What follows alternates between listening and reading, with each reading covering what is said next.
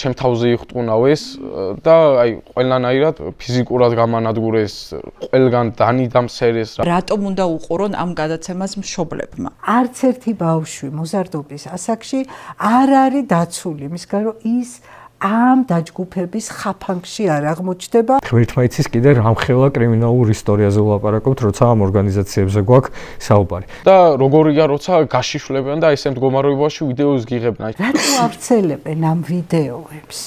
ამას თავის დანიშნულება აქვს. ამ ორგანიზაციებს აქვთ პირების მოზიდვის სქემა, მათ შორის ამ პოსტების მეშვეობით შევიტყვე, რომ არსებობს ბევრი დაჯგუფება, ათობით დაჯგუფება. აი ეხლა ძალიან გავბრაზდი, იმიტომ რომ ეს დეტალია არ ვიცოდი. მან გამინადგურა ფსიქოლოგია, რომ ეს გოგო უყურებდა ყველაფერს. ადამიანს აწამებენ და ემპათია არ არის. საიდან მოდის ეს ეგრეთ წოდებული ცივსისხლიანობა? ძალადობის ვიდეოების მოძიება იყო უმარტივესი და ამაზე რეაგირება არ იყო. ტკივილი ზოგადად აი არაფერი არ არის, რაც შიგნით ხდება ფსიქოლოგიამ შეიძლება გაგანადგუროს და ძალიან ცუდად დაამთავროს სიცოცხლე. შეიძლება ეხლა მშობელი უსმენდეს ამ გადაცემას, სახლში ყავდეს დაზარალებული ბავშვი, მაგრამ არ იცოდეს, რომ ის დაზარალებულია.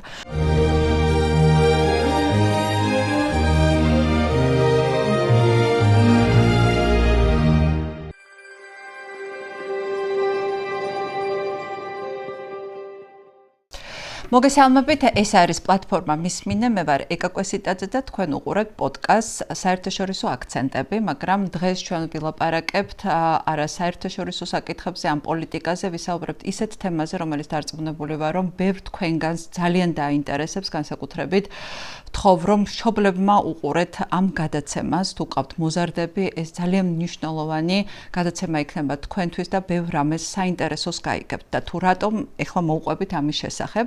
გასულ კვირას კიდევ რამდენიმე წევრი დააკავეს ნეონაცისტური დაჯგუფების საბოლოო ჯამში 16 ადამიანი და ამ 16-დან 10 არის არასრულწლოვანი, აქედან 3 15 წლის გოგონა. მოკლედ ეს ამბები დიდი ხანი, ეს ნაცისტური დაჯგუფება ძალიან დიდი ხანია ძალადობდა არასრულწლოვნებზე. მე ვიცი ამის შესახებ, ჯერ კიდევ გაზაფხულზე, რადგან ჩემი ძალიან ახლო მეგობრის შვილს ცემეს, რომელმაც გადაწყვიტა, რომ შვილი აქაურობას გაერიდებინა და საერთოდ საზღვარგარეთ წაიყვანა, იმდენად დიდი ტრამვა მიიღო ბავშვმა. ამის შემდეგ უკვე გავიგეთ რამდენიმე დღის წინ, რომ ეს ნეონაცისტური დაჯგუფების წევრები დაკავებულები არიან და ეს ყველაფერი მოხდა ამ ბიჭის, ანდრია ხამაშურიძის გმირობის გამო, რომელმაც გადაწყვიტა, მიუხედავად იმისა, რომ უმძიმესი ტრამვა ჰქონდა მიღებული, რომ ამ ტრამვულ გამოცდილებაზე ხმამაღლა ესაუბრა, რადგან სხვა თავისი თანატოლები დაეცვა მსგავსი თავდასხმისგან და შეურაცხყოფისგან.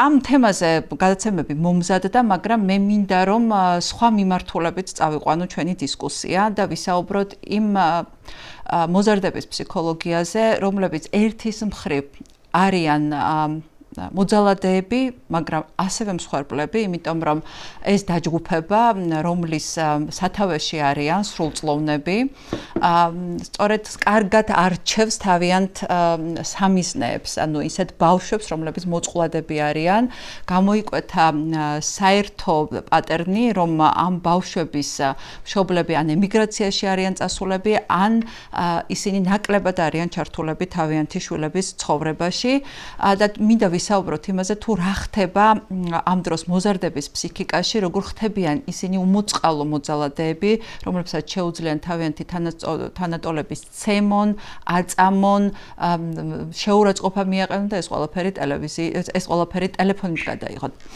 და ასევე რასაკვირველია, უნდა ვისაუბროთ იმ მოზარდებზე, რომლებიც გახდნენ ამ საშინელი თავდასხმის მსხვერპლნი. შეიძლება მათ შორის არიან ისეთებიც, რომლის შესახებაც არც გამოძიება არ იცის, იმიტომ რომ მათ გადაწყვიტეს, რომ ამ თემაზე არ ესაუბრათ. ამიტომ ძალიან მნიშვნელოვანია, რომ მათმა მშობლებმა ზოგადად მოისმინონ ეს ინფორმაცია, მით უმეტეს ჩვენ გვყავს დღეს მაია ცირამოა, ყველაზე ცნობილი და ყველაზე ესეთი კარგი, ერთ-ერთი ყველაზე კარგი, მოდით ასე ვიტყვი, ბავშვთა ფსიქოლოგი ანდრია ხამაშურიძე არის ჩვენთან ერთად, როგორც გითხარით და ასევე ომარ ფურცელაძე ადვოკატი. მოგესალმებით, ძალიან დიდი მადლობა ამ მნიშვნელოვან თემაზე სასაუბროთ რომ მოხვედით. სანამ ანდრიასთან დავიწყებთ საუბარს, მანამდე მინდა ომარს ვკითხო, რომ მოგვიყვეთ ამ დაჯგუფებაზე, რა ვიცით ამ ეტაპზე, რა არის ცნობილი, რა ტიპის დაჯგუფება, რამდენი ხანია მოქმედებს, რაც თავარია, აი მაგალითად ჩემმა მეგობარმა იმიტომ წაიყვანა თავისი შვილი საქართველოდან, რომ მან ჩათვალა, რომ აზრი არ აქვს გამოძიებასთან თანამშრომლობას, რადგან დარწმუნებულია იმაში, რომ მას ფარველები ყავს ამ დაჯგუფებას სამართალდამცავ სტრუქტურებში, ისინი ისე თავისუფლად მოქმედებდნენ. მოგესალმებით, ძალიან დიდი მადლობა პირველ რიგში მოწვევისთვის. მგონია, რომ ეს ძალიან მაღალი სოციალური მნიშვნელობის თემაა და იმსახურებს იმას, რომ საზოგადოების, მათ შორის მედიის ყურადღება მიპყრობილი იყოს, იმიტომ რომ ჩემი პირადი სუბიექტური აზრით ნეონაცისტური დაჯგუფებების განვითარების იმ ეტაპზე, სადაც ეხლა დღეს საქართველოა, კიდევ არსებობს თეორიული შანსი, რომ შევძლოთ მომავალი რისკის და ზიანის პრევენცია და კონტროლი მეტნაკლებად, მაგრამ იგივე ცენტრალური ევროპის და აღმოსავლეთ ევროპის ქვეყნების გამოცდილებაზე, რუსეთის გამოცდილებაზე დაყრდნობით, ჩვენ ვიცით, რამხელა ზიანის მოტანა შეუძლიათ მსგავს იდეურ და იდეოლოგიურ დაჯგუფებებს და გაერთიანებებს კრიმინალურს, თუ მათი საქმიანობის პრევენცია არ მოხდა იქამდე, სანამ სათანადო მასშტაბებს შეიცენენ. დავიწყებ თქვენ ისტორია მოვყვეთ ეს ბერგმანზე ვლაპარაკობთ ხო დაჯგუფება ბერგმანია ერთი თუ რაღაცა რამდენიმე დაჯგუფება საქართველოს შეოპერირებადი დღეს ყოველ შემთხვევაში საჯარო წყაროებიდან და უკვე ნაწარმოების სისხლის სამართლის საქმის მასალებიდან ჩვენ ვიცნობთ მსგავსი დასახელების ორგანიზაციას როგორც ესე ვთქვათ მხილებულს ამ საქმიანობაში თუმცა ეს არ ნიშნავს რომ ჯერ არ არსებობს სხვა ორგანიზაციები ან არ არსებობს სხვა გაერთიანებები რომლებიც სხვადასხვა სახელწოდების ქვეშ შეიძლება საქმიანობდნენ თუ მოღვაწეობდნენ, არ ვიცი რა იქნება სწორი ზმნა ამის შესაფასებლად. მოღვაწეობა ნამდვილად არაა. ნამდვილად ცოტა გადამეტებულია ალბათ. საერთოდ მოღვაწეობა ზოგადად გადამეტებულია, მით უმეტეს ამ შემთხვევაში. კი ბატონო. ძირითადად ფორმულირებულია ბუნებრივი ნაცისტური გერმანიის ბაზაზე არსებული სამხედრო ორგანიზაციების და სამხედრო სტრუქტურული ერთეულების დასახელებებიდან ან ცალკეულ შემთხვევებში ნაცისტური იდეოლოგიის კონკრეტული ესე ვთქვათ ფუძემდებლების ან ფართო მხარდამჭერების სახელების გამოყენებით ხდება ამის ფორმირება. სამწუხაროდ და საბედნიეროდ სხვა ქვეყნების მაგალითზე ჩვენ შეგვიძლია მეტნაკლებად პროგნოზები გავაკეთოთ და შევიდეთ ვარაუდებში საქართველოში არსებულ ორგანიზაციებთან დაკავშირებით იმ შემთხვევაშიც კი, სადაც არ გვაქვს მაგალითად სისხლის სამართლის საქმის მასალები. და ძირითადი ბაზა არის შემდეგი, რომ თუ ჩვენ ავიღებთ აღმოსავლეთ ევროპის გამოცდილებას, ნახავთ, რომ 90-იანი წლების ბოლოს და 2000-იანი წლების დასაწყისში ნეონაცისტური ორგანიზაციების და სამართლიანობისთვის თქვათ მათი გარკვეულწილად ოპონირებაში მყოფი ესე ვთქვათ კონტრორგანიზაციების, იგივე ანტიფაშისტური ორგანიზაციების, ანტიფას სახელით ცნობილი ორგანიზაციების ბუმი და ეპიდემია იყო გარკვეულწილად და რაღაც მომენტში უბრალოდ შეიძინა ამ ორგანიზაციების ურთიერთდაპირისპირებამ და კრიმინალური საქმიანობამ ის მასშტაბები, რომ იქცა სახელმწიფო და სოციალურ ძალიან მსხვილ პრობლემად და ევროპის ქვეყნებს მოუწიათ ამ პრობლემის გადაწყვეტა სისტემური დაპირისპირების გზით. როდესაც ვლაპარაკობთ ამაზე ოდნავ მოგვიანებით ვილაპარაკოთ, მერე როდესაც ვილაპარაკებთ რა შეიძლება გაკეთდეს. მანამდე აი ჩვენი ამ ქართულ რეალობამდეც მინდა რომ მოვიდეთ და ზუსტად აქედან ჩვენ დაახლოებით პატერნი იგივეა, მეორდება თითქმის იდენტურია და ფაქტობრივად შეუძლებელია რომ განსხვავებული იყოს საქართველოში. ერთი მთავარი კითხვა და სკეპტიციზმი არსებობს იმასთან დაკავშირებით, რამდენად ბუნებრივად არის და რამდენად ნამდვილად იდეოლოგიურ ბაზაზეა ეს ორგანიზაციები შექმნილი. იმიტომ რომ ქართული კულტურული რეალობა და ისტორიული გამოცდილება თითქოს ესე ერთი შეხედვით ჩვენ არ გვაძლევს საფუძველს რომ ქონოდა მოლოდინი რომ ნაცისტური ან რაიმე მსგავსი ტიპის ორგანიზაცია კულტურული ნიადაგი არ არსებობდა ამის რომ საქართველოს ჩამოყალიბებული. ზუსტად ეს კულტურული მოთხოვნის ესე ვთქვათ ნიადაგის არარსებობა ბადებს ეჭვს რომ ეს ორგანიზაციები საქართველოში შესაძლოა ნაწარმოები იყოს ხელოვნურად და შექმნილი იყოს არა იდეოლოგიურ ბაზისზე, არამედ ნაწარმოები იყოს რეალურად უფრო ღრმა დაფარული კრიმინალური ან ალტერნატიული სხვა შავი საქმიანობის მიზნებისთვის, მაგრამ ადამიანების მოზიდვის, ანუ ესე ვთქვათ, ადამიანური რესურსის შესავსებად იყენებდნენ უკვე არსებულ იდეოლოგიურ მოდელებს, როგორიც არის მაგალითად ფაშისტური და ნაცისტური იდეოლოგიები. ის გრძელვადი ამ პერსპექტივაში უფრო დიდი რისკის მატარებელია, ვინაიდან დღის მდგომარეობით ჩვენ რაც ვიცით, ეს არის სისხლის სამართლის საქმის მასალები, სადაც ყავდა არაერთი დაზარალებული და თქვენ აბსოლუტურად სწორად აღნიშნეთ, რომ დაზარალებულების კოეფიციენტი ჩვენ უნდა ვივარაუდოთ ალბათ, რომ მაქსიმუმ 10-დან 20%-მდე დაზარალებულებისა ბედავს და იღებს გადაწყვეტილებას მიმართოს სამართალდამცავ უწყებებს და ესე ვთქვათ, შესაბამისი რეაგირება მოახდინოს, მაგრამ ჩვენ უნდა ვივარაუდოთ, რომ გაცილებით მეტი ადამიანია ამ ხალხისგან დაზარალებული მათი საქმიანობის და ღმერთმა იცის კიდე რამხელა კრიმინალურ ისტორიაზე ვლაპარაკობთ, როცა ამ ორგანიზაციებზე გვაქვს საუბარი. ნახეთ, ეს ძალიან მნიშვნელოვანი დეტალები რას გულისხმობ. ერთადერთი სადაც ეს ორგანიზაციები დიდი მასშტაბით და დიდი ფორმით ისტორიულ რაკურსში გადარჩა, ესე ვთქვათ, და აგრძელებენ საქმიანობას, ეს არის რუსეთი.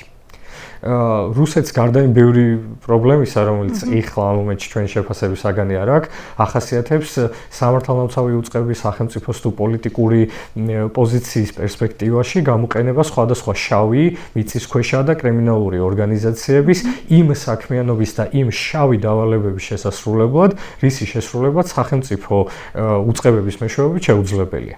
ჩვენ ვიცით, რომ იგივე სკინჰედების დაჯგუფება, სხვადასხვა ორგანიზაციები რუსეთში გაძლიერდა და დარჩა ზედაპირზე იმდენად, რამდენადაც სახელმწიფო მისდაწილად ატარებდა ამ რასისტულ, ქსენოფობიურ იდეოლოგიას, მაგრამ ვერ გაატარებდა ბუნებრივი ამას ოფიციალური უწყებების მეშვეობით. ზუსტად ამიტომ ალტერნატივების სახით ყავდათ დატვირთული ძირითადად ეს მიწისქვეშა ორგანიზაციები და პერიოდულად მათ შორის ისინი იღებდნენ ეს არის ფიქრობთ, რომ ჩემი სუბიექტური მოსაზრება,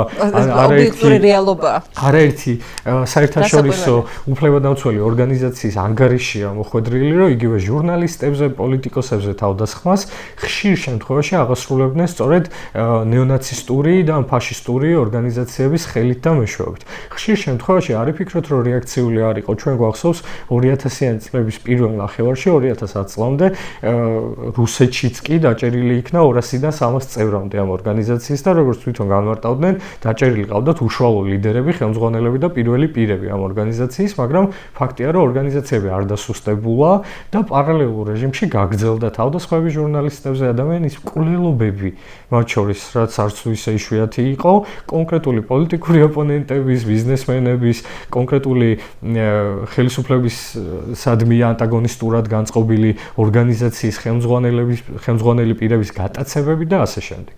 ეს ყველაფერი ხდებოდა და ვითარდებოდა რუსეთში 2000-იანების პირველ ნახევარში და მათ შორის 90-იანების ბოლოს, სწორედ სახელმწიფოს მხარდაჭერით და სახელმწიფო ინტერესების გასატარებლად და სწორედ ამ გზით, განსხვავებით მაგალითად გერმანიისგან, განსხვავებით პოლონეთისგან, სწორედ ამის მეშვეობით გადარჩნენ ეს ორგანიზაციები და დარჩნენ ესეთ მზარდ რაღაც კატეგორიული სუბორდინაციული ვერტიკალის მქონე მრავალწევრიან ფინანსურად მათ შორის ძლიერ ორგანიზაციებად. საქართველოში და ქართულ რეალობაში ჩვენ შეგვიძლია ვთქვათ იგივე უკვე არსებული სისხლის სამართლის საქმის მასალებზე დაყრდნობით ორი რამე. პირველი ის ფაქტი, რომ მოდი ცალსახად ერთმნიშვნელოვნად ვთქვათ, რომ იქნება ეს 10 წევრი, იქნება 100 წევრი, თუ იქნება პირობითად ვამბობ 1 წევრი, ყველა კრიმინალური საქმიანობის აღკვეთას უნდა მივესალმოთ როგორც საზოგადოება, მაგრამ უნდა ვისაუბროთ აქვე მასშტაბებზე. რამდენად ობიექტური, რამდენად სათანადო პასუხია 10 წევრის დაკავება კონკრეტული ორგანიზაციის. და უნდა გქონდეს ამისი მოლოდინი, რომ ჩანაცვლება არ მოხდება, როგორც ამბობთ. როგორც ჩვენ თქვი, რომ როგორც მოხდა რუსეთში და აბსოლუტურად სწორი სქემა დასახე, ხა ჩვენ ვიცით პოლიტიკური ოპონენტების წინააღმდეგ, ჟურნალისტების წინააღმდეგ როგორ გამოიყენებოდა სხვადასხვა არაფორმალური დაჯგუფებები საქართველოში და ბოლო პერიოდში გაჩნდა ეს ფაშისტური ორგანიზაცია, რომელიც მოზარდებს ცემდა და არ ვიცით მათ როგორ იყენებდა, როგორ ტიტუშკებს იყენებდა თუ არა კონკრეტულად რეჟიმი, როცა ეს დაჭირდებოდა. ამიტომ აქ ძალიან ხშირად იმიტომაც არ მიმართეს მსხვერპლებმა გამოძიებას, რადგან სწორედ ამის შიში ჰქონდათ, რომ ეს იყო დაკავშირებული, იმიტომ რომ იგივე ჩემ მეგობარზე როცა ვლაპარაკობთ, მისი შვილი რო ცემეს, პოლიცია იქვე იყო, რეაგირება არ მოუხდენია. კი ბატონო. აი ეს არის ზუსტად ძალიან მნიშვნელოვანი ნაწილი. ჩვენ უნდა გავიაზროთ ამ ორგანიზაციის სტრუქტურა, როგორც გითხარით, ჩინაგან საქმეთა სამინისტროს მიერ გატარებული საქმიანობა უკვე პირველი დაკავებების შემთხვევაშიც, მეორე დაკავებების შემთხვევაშიც ბუნებრივია მიესალმებით, თუნდაც ერთი კრიმინალის აღკვეთას და ერთი ბავშვის დაცვას, ესე ვთქვათ, შემდგომი ძალადობისგან. მაგრამ სწორად რო განსაზღვროთ მასშტაბები, მაშინ როცა ამ ორგანიზაციების საქმიანობა რაღაც ეტაპს და რაღაც დონეს აღწევს, უკვე არაეფექტურია მათთან საცალოდ პასუხისგებაში მიცემა წევრების, იმიტომ რომ მკვეთრად გამოხატული სუბორდინაციული ვერტიკალის პირობებში უშუალო ამსრულებლები, როგორც წესი, არიან წარმოდგენილი ცვლადი სახით. ცვლადი სახით ნიშნავს იმას, რომ ამ ადამიანებს და ამ ორგანიზაციებს აქვთ პირების მოზიდვის სქემა, მათ შორის სოციალური ქსელების მეშვეობით, მათ შორის სხვადასხვა ჯგუფების მეშვეობით და ასე შემდეგ, სადაც ათეულობით, მათ შორის ათეულობით ამსრულებლის წევრის შეცვლა შეუძლია ძალიან მარტივად, თუ ძირითადი იდეოლოგიური ხერხემალი არ მოირღვა და არ მოინგრევა. ეხლა ვინ უნდა გააკეთოს ეს? ჯერ ვინ არიან ესენი? საუბარია ვინმე ლევან აბესაძეზე, რომელიც არის 30 წლის სპორტსმენი და ის ადრე ნასამართლევი, რომელიც დავალებითაც პოულობენ ბავშვებს.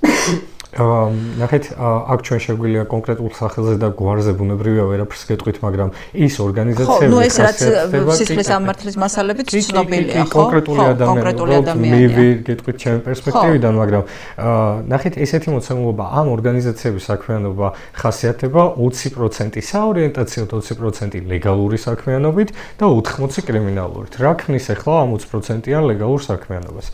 როგორც წესი, ერთმანეთისგან გამიჯნული არიან უშუალო საველე ხელმძღვანელები, ან კონკრეტული ჯგუფის მეთაურები, გამიჯნული არიან ერთმანეთისგან ასევე კრიმინალურ საქმიანობის დავალების მქონე წევრები და გამიჯნული არიან ეგრეთ წოდებული იდეოლოგები, რომლებიც ხშირ შემთხვევაში არიან სათანადო აკადემიური განათლების მქონე, იგივე ისტორიული ცოდნის, სხვადასხვა ობიექტური, მათ შორის ინტელექტუალური რესურსის მქონე პირები, ხშირ შემთხვევაში ისინი ასაკობრივად განსხვავდებიან საკმაოდ ბევრი წლით ძირითადი საშუალო ასაკისგან წევრების, თუ არასრულწლოვნებით 14, 15, 16 წლის ბავშვებით არის, როგორც წესი, არ მინდა ეს ტერმინი გამოვიყენო, მაგრამ აი მეტნაკლებად მოწყვლადი და მეტნაკლებად ზემოქმედებას დაქვემდებარებული წევრებით თუ არის კომპლექტირებული ამსრულებლების ნაწილი, როგორც წესი, ეს ადამიანები არიან გარკვეული ცხოვრებისეული გამოცდილების მქონე, მათ შორის 30 წელს, ხშირ შემთხვევაში სამწუხაროდ 50 წელს გადაცილებული პირებით, რომლებიც ამ ნაცისტურ იდეოლოგიას ქადაგებენ. მერე არსებობენ ამის ორგანიზატორები, ესე ვთქვათ, გარკვეული ტიპის ადმინისტრატორები, რომლებიც ადმინისტრირებას უწევს ამ იდეოლოგიის გავრცელებას.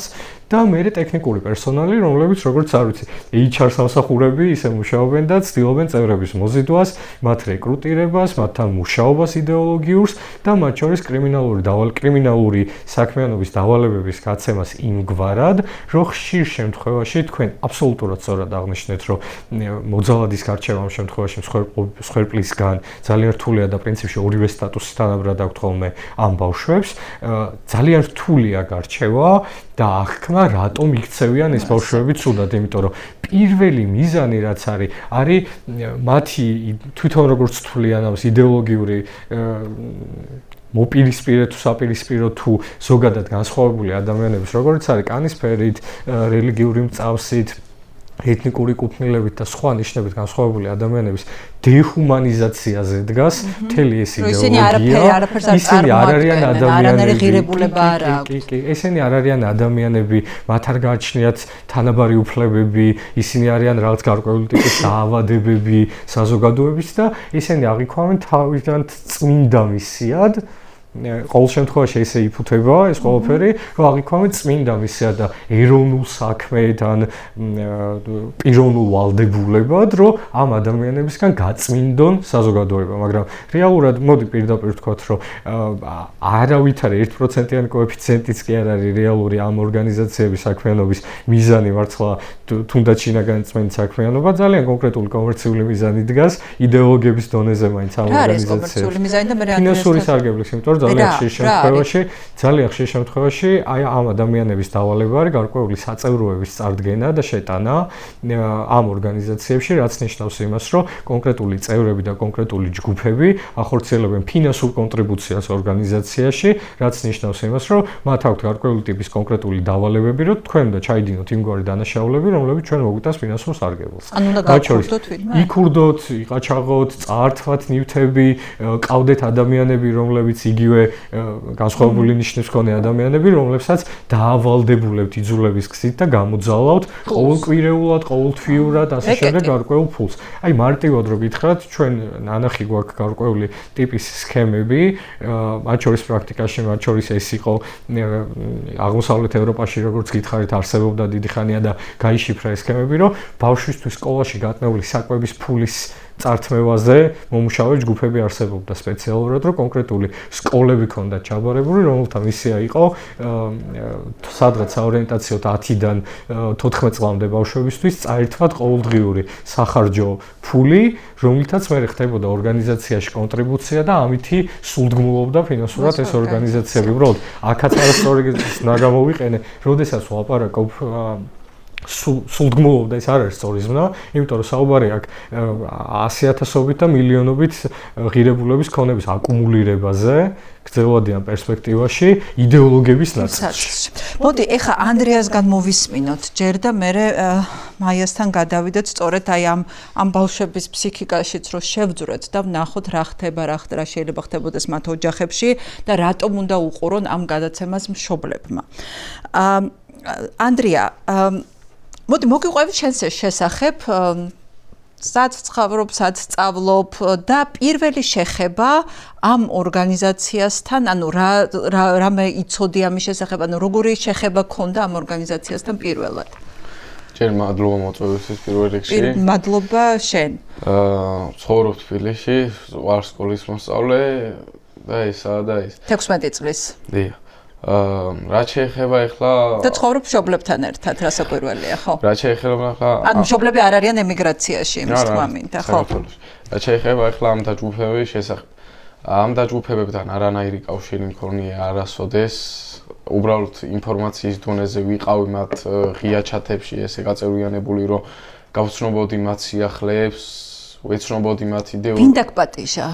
ეს სოციალური ქსელიდან გავიგე TikTok-ის მეშვეობით, რომ არსებობს ეს საჯარო ჩათი, საიდან შეგიძლია მიიღო ინფორმაცია ამ იდეოლოგიის შესახებ. ახლა რაც ახალს ისწავლი, მით უკეთესი და გავწევრიანდი და ვადევნებდი თვალს მათ სიახლეებს. ანუ ეს ღია ჩათი იყო, ჩენელი რასაც უწოდებენ, ნებისმიერს რო შეეძლო შესვლა, მაგრამ შენ დაწერა არაფრის არ შეგეძლო, ადმინი დებდა უბრალოდ პოსტებს. ამ პოსტების მეშვეობით შევიტყვე, რომ არსებობს ბევრი დაჯგუფება, ათობით დაჯგუფება. ანუ ღიად ოპერირებენ სოციალურ სივრცეში. ესე ძალადობის ვიდეოებს არ დებდა, მაგრამ ბერგმანი დებდა რა და სხვადასხვა დაჯგუფებები, ესე მოკლე ამონ არის ძალადობის ვიდეოებიდან. უყურებდი მათ პოსტებს, თავიდან ესე ძალადობრივი ისინი არ იყო საინტერესო რაღაცას თავისთავად ახლა რა მოსაწონი არის მასეთ რაღაცას რო უყურებდი ამ არასწორზე როგორ ძალადობდნენ, როგორ უყურებდი რომ ვინც მაგათ გაიმიჯნებოდა, როგორ ექცეოდნენ. მაგალითად არსებობს დღემდე ამ ბერგმანის ჩენელზე თუ როგორ ურტყავენ სრულწლოვანს ხელს იმის გამო რომ ხელი არ გაიქნია კონკრეტულ თემაზე. არსებობს დღემდე ვიდეო, ნებისმიერ შეუძლია მოიძიოს. იმიტომ რომ Telegram ჩენელებს გაუქმება ვერ მოასწრეს ამ ადამიანებმა, სანამ დაიჭერნენ და დღემდე არსებობს. უბრალოდ აღარ იდება ინფორმაციები. ესაა და ეს ასევე გავეცანი სხვა მოწინააღმდეგე დაჯგუფების სიახლეებსაც მივხვდი რომ ერთმანეთთან დაპირისპირებაში. ანუ აქაც არის ეს ანტიფას მსგავსი დაჯგუფება, ანტიფაშისტური. ამ ფაშისტურ დაჯგუფებებიც არიან მოწინააღმდეგე დაჯგუფებები. ერთმანეთს ეჯიბრებიან ლიდერობის გამო და ეგ სხვა არის. და უგიზნებენ ლიდერობას. ხოლო რო დავაკვირდი რომ ერთმანეთთან ესე ომი აქვს რაღაცა, დამაინტერესა რატომ ქონათ ეს ომი, რა იყო ამის მიზეზი და შევიტყვე რომ ბერგმანი ძალადობდა არასწორობებზე, ვისაც მათი ქმედებები არ მოწონდა როგორ უსწორდებოდნენ, მაგის გამო ემიჯნებოდა ეს დაჯგუფება და ასევე სხვადასხვა რამის გამო როგორც ექცეოდნენ ადამიანებს, პოლიტიკური განხრითაც როგორ იქცეოდნენ და არ იყო სასიამოვნო. ანუ პოლიტიკური, ან გარდა ნეოფაშისტური განწყობებისა, აქ ლოკალური პოლიტიკური განწყობებიც იყო მკაფიო მათი და ცხადი და ესე ხშირი არ იყო, მაგრამ ბერგმანი თავიანთ ღიაჩაჭი ტიტუშკობას უარყოფდნენ და ასე შემდეგ.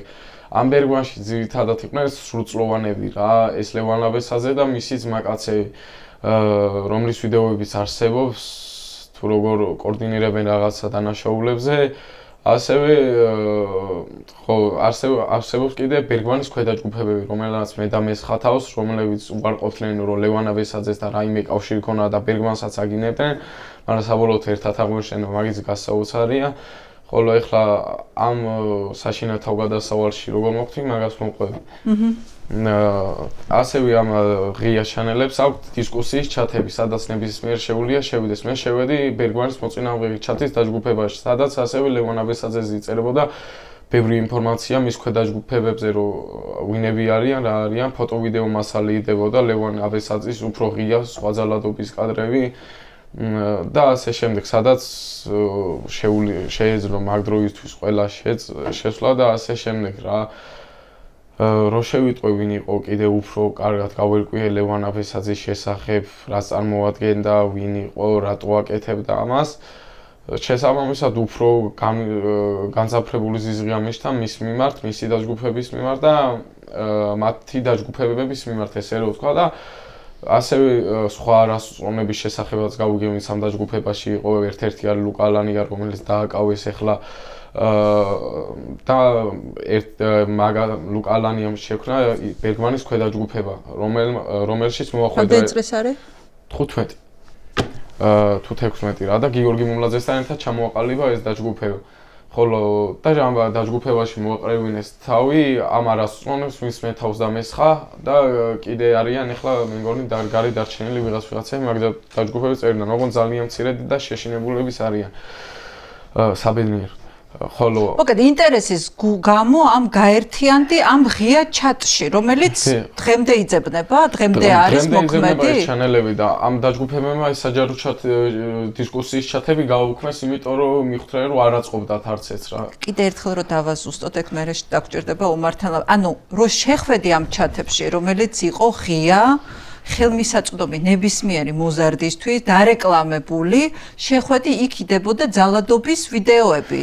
ძალადობის ამ ბერგმანის შეურაცხყოფელი პოსტები და ასე შემდეგ, სადაც ყველა აი რამოდენიმე წევრი, ძალიან ასობით წევრი იყო მაგ ჩატში, 100 რაღაცა და შეურაცხყოფას აყენებდნენ რა ამ დაჯგუფებას ბერგმანისას და მიხვდი რომ არ იყო რა ეს ბერგმანის სწორი მხარე და არასწორი მხარე ეჭირა და ძალიან სულ საქმეს აკეთებდნენ და მიკვირდა ყოველთვის რატო არ იჭებოდნენ და ეს იყო და ეს მაგ დროისთვის ვიცნობდი ჩემი მეგობრის დახმარებით, მაგის მეზობელი იყო ეს გოგო და შუა ქუჩაში შეხვდა მარიამ ხმელიძე, რომელიც ჩემ თემაზე არის დაკავებული 15 წლის ასევე 15 წლის რომელთანაც მქონდა მცირედი კავშირი, ინსტაგრამზე დავიმატეთ ერთმანეთს და რაღაც კავშირი მქონდა იცოდი რომ ამის წევრი დაჯგუფების წევრი არა, მაგრამ ვიცოდი რომ იცოდა და შეხები, ანუ ინფორმაციის დონეზე იცოდა რომ ამ დაჯგუფებების შესახებ რო არსებობს ბერგმანი, ეს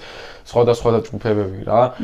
პოზიცია არ მითხრა მაშინ რა პოზიცია ქონა ამ დაჯგუფებების შესახებ, უბრალოდ არა ვარ არც ერთ დაჯგუფებაში, ანუ აინტერესებს მაგ თემაო, მაგრამ უკითხია ლევან აბესაძეზე რას ფიქრობ, ამ ბერგმანზე რას ფიქრობ, მის ქვედაჯგუფებებზე და მეთქი კაი არაფერს, იმიტომ რომ ძალიან სულ საქმეს აკეთებენ და იმედია ციხეში ამოყოფენ მალე თავს თქო რა. ხოლო უკვე ამ მე დაახლოებით ივნისის დასაწყისი მაისის თვეში დავწერე ამ ღია ჩატი დისკუსიის ჩატში ლუკა ალანიას და ბერგმანის შეურაცხყოფელი სიტყვები. იმიტომ რომ ძალიან არ მესიამოვნა მათი ქმედებები, ყოველდღე უარეს რაღაცებს აკეთებდნენ. და იდებოდა ეს ჩატში. ამ ჩატში იყვნენ ასევე სხვადასხვა ჯგუფების, აი ბერგმანის და ჯგუფების წევრები შემოგზავნილები, ესე რომ ვთქვათ, იმიტომ რომ სხვადასხვა სახელები თავის სახელებით არ იყვნენ. შემოსულები იყვნენ, რომელიც ადევნებდნენ თავს რა იწერებოდა, ხოლო გიორგი მომლაძემ ნახა რომ მე ეს სიტყვები დავწერე და მირეკავს, დედა რატო შეგვაგინეო, მეთქი ერთი წამი, აი ბოდიში ანდრია, ანუ იმ ჩატში სადაც იყავ, ეს იყო ბერგმანის საწინააღმდეგო ჩატი, მაგრამ საიდან გქონდათ ინფორმაცია, ანუ ძალადობის ვიდეოები, ამ ძალადობის ამსახველ ვიდეოები, სად პოულობდით, სად ნახულობდით, რის საფუძველზეც ჩამოგიყალიბდათ ეს თქვენი დამოკიდებულება ამ ორგანიზაციის, ხა ესეც ხმამაღალი ნათქვამია, ამ დაჯგუფების, ამ ბანდის მიმართ. ეხლა ის პირები, ვინც მათ ღია ჩატში იყვნენ, დისკუსიის ჩატში გაწერდნენ, ნამდვილად არ ვიცი, საიდან პოულობდნენ სხვა ძალადობის ვიდეოებს ამ ბერგმანიდან და მარიამ ხმელნაძის ძალადობის ვიდეოებიც დაიდო მერე რაღაცა ჩემი წამების მერე როგორ ძალადობდა სხვა ადამიანებზე ეს გოგო 15 წლის გოგო ჩემი თემების მერე ჩემ თემებამდე არ ვიცი საიდან პოულობდნენ ამ ბერგმანის ძალადობის ვიდეოებს ან რაიმე ხოლო უკვე მერე ამ შეურაცხყოფის მერე მირეკავს გიორგი მომლაძე ეს რამდენი წლის არის 19 რომელიც რავი არ მესმის რატო უბრალოდ ლუკა ჯაბუღასთან და იმას მათე დევიზესთან მოახვედრეს საგანში რაც გასაოცარია და ეს რამდენად ფასეთი სახე მივიღე რომ გავიგე ეს ყველა მიგნეკავს და მე მუქრება რომ სადაც გნახავთ იქვე გაგანადგურებ ჯერ შეხვედრა უნდა რომ შეხვდებით ბიჭები או რაღაც დაგელაპარაკებით ოღონდ ჩვეულებრივ არ დაგელაპარაკებითო და მე თქვენ თუ გონია შეხვდებით რომ ვიცი როგორც უსწორდებით არასრულწლოვნებს და სრულწლოვნებსაც იმის სიმართლის გამო რასაც წერენ ცდებით თქვენ ხო უარყოფთ მეთქი რომ ბერგმანთან რაიმე კავშირი გაქვთ ან რაღაცა და ხო აგინებთ ბერგმანს და არც გვაქვს და დედა შეაგინა ამ ბარტონას კიდევ ერთხელ რა ლევან აბესაძეს და არ ვაპირებ თქვენთან შეხვედრა მე შევაგინე მარტო ლუკა ალანიას მეთქი და თქვენ რა შუაში ხართ ან ყველას როგორ შეგაგინეთ მეთქი მაგ შეურაცხყოფით თქო რა და არა, ყველა შევაგინეო და დიდი ალბათობით ეს არასწორნებით ამ გიორგი მომლაძემ დააჯერა, რომ მე შეურაცხყოფა მივაყენე ყველას მაგ დაჯგუფებიდან თითოეულ წევრს. ზოგს დედა გარდაცვლილი ყავს, ზოგს ემიგრაციაში ყავს რაღაცა და ესინიც რავი გაამწარა თუ ზემოქმედება მოახდინა არ მესმის. შემდგომ უკვე ეს ისეთი ინფორმაციები მითხრა ამან თუ რა ფერის ცვალები მქონდა როგორი სახე მქონდა სადაც ცხოვრობდი რომ ამის დაიჭირო ამ გოგომ ხვალ უთხრა რაიმე იმიტომ რომ როგორც ვიცი ერთი ორჯერ შეხვედრილი ვარ რომ ამ გოგომ მითხრა ამ გიორგი მომლაძესო და მე კონტაქტი კი აღარ მქონიაო რა და ამ გოგოს მიწერე ეგრევე მეთქი შეხო არ გითქვია რაიმე ჩემზე ინფორმაცია არა უარყო და იფის არანაირი ინფორმაცია შენზე არ მიმიციაო და კარგი მეთქი. შემდგომ უკვე 1 დღის, 2 დღის შემდეგ გამომდის ეს გოგო ჩემთან აქტიურ მიმოწერაზე. შეხვედრის ხომით რომ მოდი შევხვდეთ. არ მეცალა საქმეები მქონდა და ვერ ვიცლიდან. მეთქი რომ მოვიცლი აუცილებლად შეხვდები არ იქნება პრობლემა თქო რა და 24 ივნის საბოლოოდ დავიგებთ რომ 300 არაგვარზე უნდა შეხვედრილი ყავით რა. შევხვდით მე და ეს გოგო 300 არაგველის მიმდებარე ტერიტორიაზე, ნუ ეს პირები თავიდანვე დავბლოკე, წავშალე, იმიტომ რომ არ ვთვლიდი. ამ დროს გეშინია? შიშია. ფოთვები გაქვს? ფოთვები აქვს. მშობლებს ელაპარაკე? რომ ამ თემასთან დაკავშირებით არ მithქვია, იმიტომ რომ საჭიროება არ ჩათვალე, არ აღვიქვის ესე რა საშიშროებად რა. მაგრამ ფიქრობდი რომ რაღაც საფრთხეში იყავი?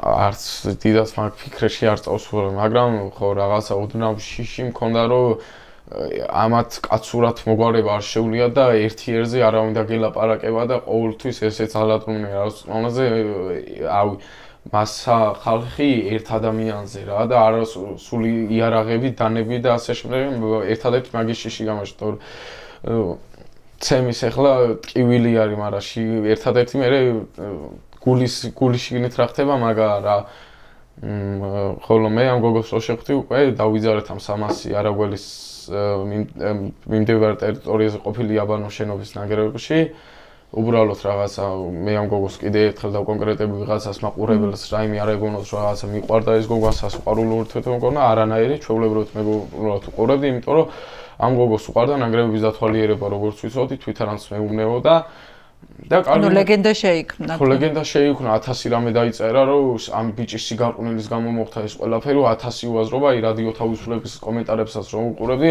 ეს ბიჭი ამ ბიჭმა თავის შეცდომის გამო ამოყო თავი აქ, რომ ეს ერთი სიგარყვნილი ანუ გოგო წაიყვანა ნანგრევებშიო? ხო, ალბათ, ამას გაბრალებდნენ? ნამდვილად რავი, ასეთი რამე ცხოვრებაში არ მეტყობა და გოგოს როცა მეგობრულად უყურებ, ასეთი რამე რატო უნდა მომიმეჯერ საერთოდ რა და უბრალოდ კარგი მეთქი წამოჩავიდეთ ნანგრევებში, არა პრობლემა დავუთვალიერებთ, ამანაც ვთხრა, რავი, პირველად დავუთვალიერებ ნანგრევებს, კარგი მეთქი და დავიზარდ ნანგრევებისკენ, საერთოდ არანაირი ეჭვიჭი გამაშა, ერთადერთი რავი, წამიერად გავიფიქრე, აქ რა გვინდა მეთქი, ასეთ სიღრმეში ჩავყავარ, აი დაახლოებით გზიდან არის 20 მეტრის დაშორებით ქვემოთ რა.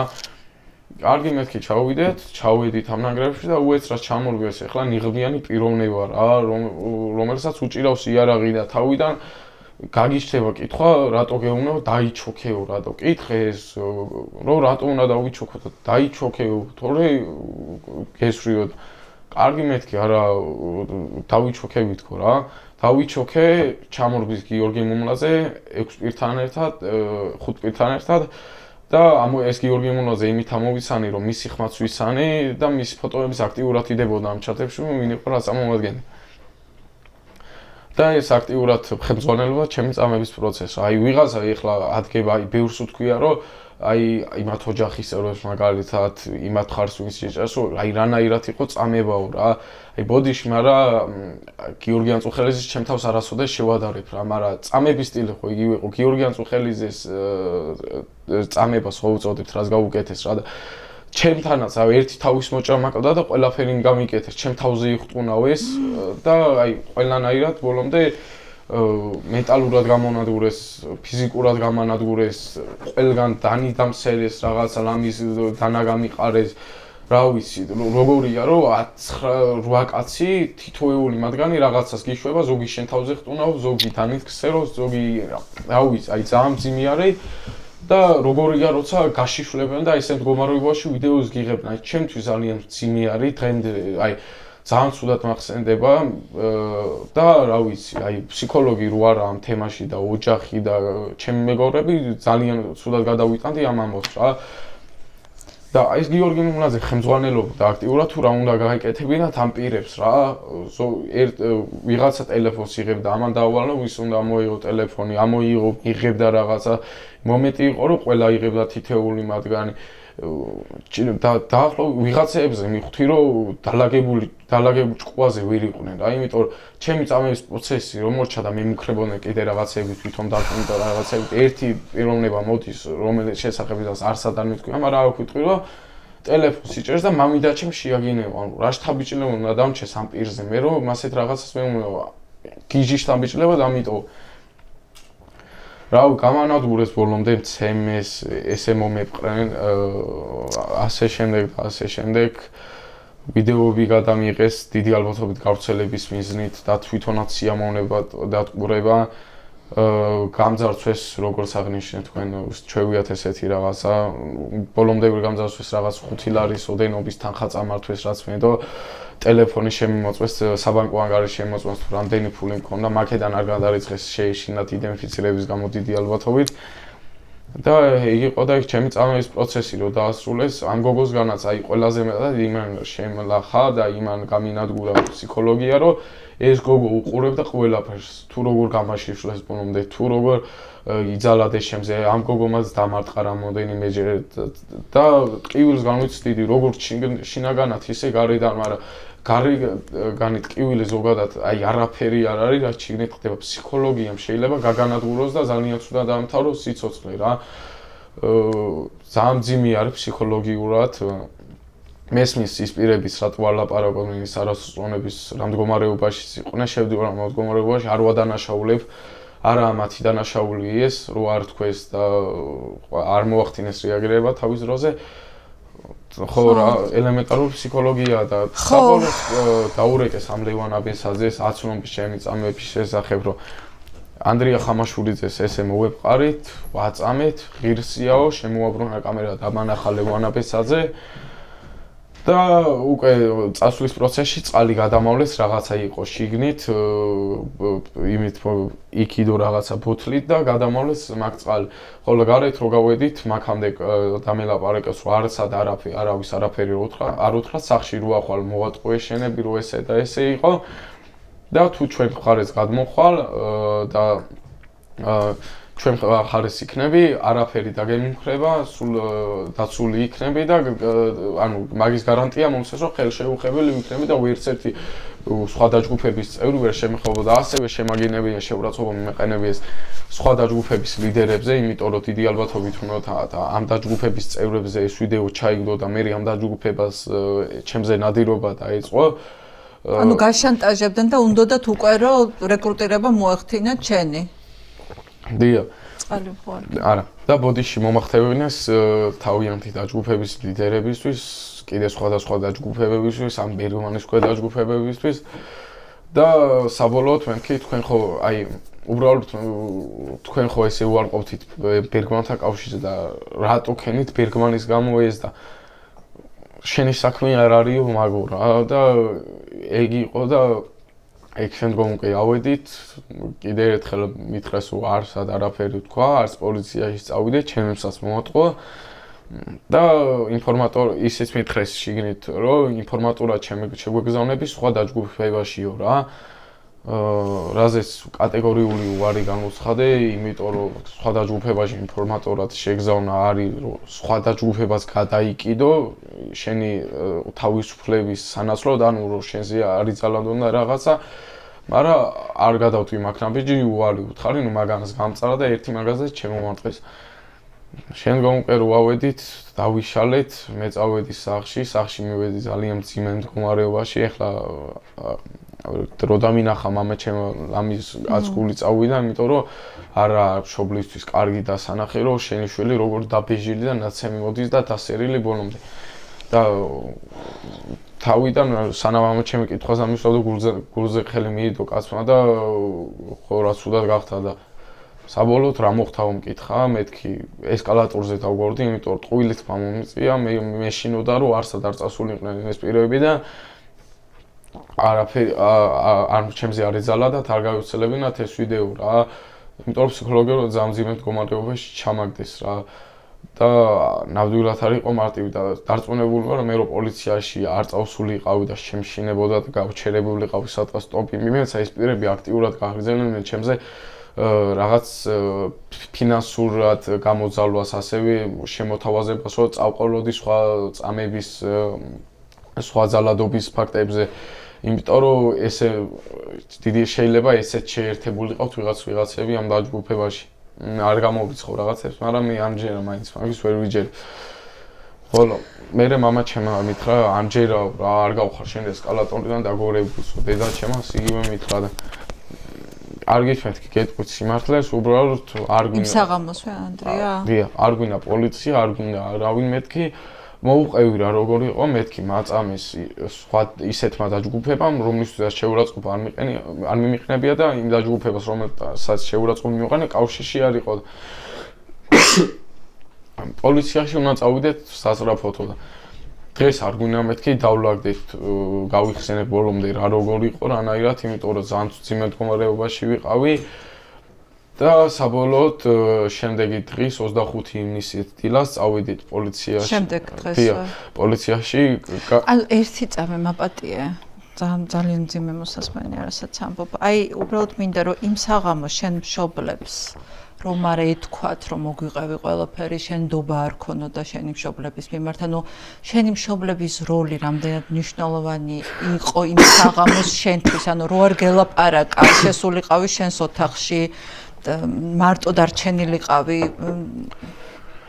შობლის როლი არის ძალიან დიდი რა მე დარწმუნე 50-50-ზე იქნებოდა ჩემი მაშინ ხმის ამოღების შანსი რომ პოლიციაში წავსულიყავი რა თავიდან იმის შიში მქონდა რომ აი არასწორები რო არიან შეიძლება არ დაიჭირონ იმის შიში მქონდა რომ ამ ლევან აფესაძეზე ესეთ სახელი რო იყო განთქმული რომ აი გომელაური კრიშავდა და მთელი ამბები და მაგი ფარველობდა მაგის გამოც ქონდა შიში რომ მეთქი აი არ დაიჭერენ ამ პიროვნებას და უარის დღეს ჩავარდები საერთოდ მომკლავი მეთქი და 1000 ფიქრებში წავიდი საბოლოოდ მეც გადავდგი ის ნაბიჯი ჩემ თავთანაც რო ვისაუბრე დავუჩი მარტო ჩემ თავთან რომ მივხვდი რომ უნდა წავსულიყავი ამ გზით მნიშვნელოვანი იყო იმიტომ რომ ერთადერთი გზა რჩება მე შურისძიება ჩემ თავში არ იყო მაგ სწორი არ მიმაჩნდა კაცურად რომ ამდგარიყავი და მივდგომოდი ისე როგორც თვითონ მომინდნენ თორე შემოთავაზების მეტი რა იქნებოდა მაგ დროს რომ აი ყველა მაგის მიმაში იყო რომ შენ გითხარი რომ როგორ ხნა და არამეთქი კატეგორიული უარი უთხარი ყველას არ იყო სწორი არ მიმაჩნდა სწორად იმიტომ რომ ეს ადამიანები ციხეში თუ არ წავიდოდნენ ცემატყებით არავის არ სწორდება და არაფერი არ შველის რა მაგას და ნამდვილად აი ჩემ თვალში 1000 წელი არ იქნება მაგ კარგი რა შურისძიება იმიტომ რომ გულში არ უნდა ჩაიდომ ასეთი ამბავი რა უნდა მიაწვე ესეთ თემას პოლიციის გზით და გამოძიების გზით იმიტომ რომ შენ გექნება პრობლემები ბევრ რამეში ავდექით შემდეგ დღეს მე და ჩემი დილას წავედით პოლიციაში ინფორმაცია მივაწოდეთ განაცხადი დავწერეთ რომ ესეთი ამბავი დაფიქსირდა შემდგომ უკვე გავეშურეთ ამ პოლიციაში აი ყველას სიზღის დამოკიდებულება ქონა ამ პიროვნებების მიმართ, იმიტომ რომ არ იყო აი როგორი მოსასმენია ეს თამბობს რომ მოგიყვება ადამიანი რა და აი ყველა იმის დაპირებაში იყო რომ დავიჭერთ, გავანადგურებთ ამ ადამიანებს ბოლომდე და ჯეროდა მე მაგის და ანუ თანაგზნობა, დიდი თანაგზნობა და მხარდაჭერა იგრძენი. ყველამ გულთან მიიტანა რა, აი მეც რო შვილი მყოლოდა და აი ახლა დიდი რო ვიყო, აი ძალიან გულთან მივიტანდი ესეთ ამბავს რა, როგორია რომ რა გარანტია მაქვს მე რომ დღეს თუ მე პიროვნება ესე მდგომარეობაში ჩააგდეს, ხვალ ჩემი შვილი არ იქნება და ყველამ ასე მიიტანა ეს ამბავი და ძალიან მადლიერი ვარ მაგის რა, დასანახია, დავინახე და შემდგომ უკვე წავედით იაშვილის კლინიკაში, სადაც ეგრევე ჩამიტარეს რენტგენი, ასე შემდეგ. ნუ მაგამდე დროულად გამოცხადა არასწორების სამართლო იაშვილის კლინიკაში, რომ დროულად მიმეწოდებია გამოძიებისთვის ინფორმაცია, რა როგორ მოხდა, რომ კამერებზე ემუშაოთ უკვე დაიწყოთ ამოღება და მივაწოდე ინფორმაცია, საიდან უნდა დაიწყოთ ძიება უკვე ამ პიროვნებების. შემდგომ უკვე 1-2 დღე მომეწია იაშვილის იცოდნენ ამ ჩატის შესახებ?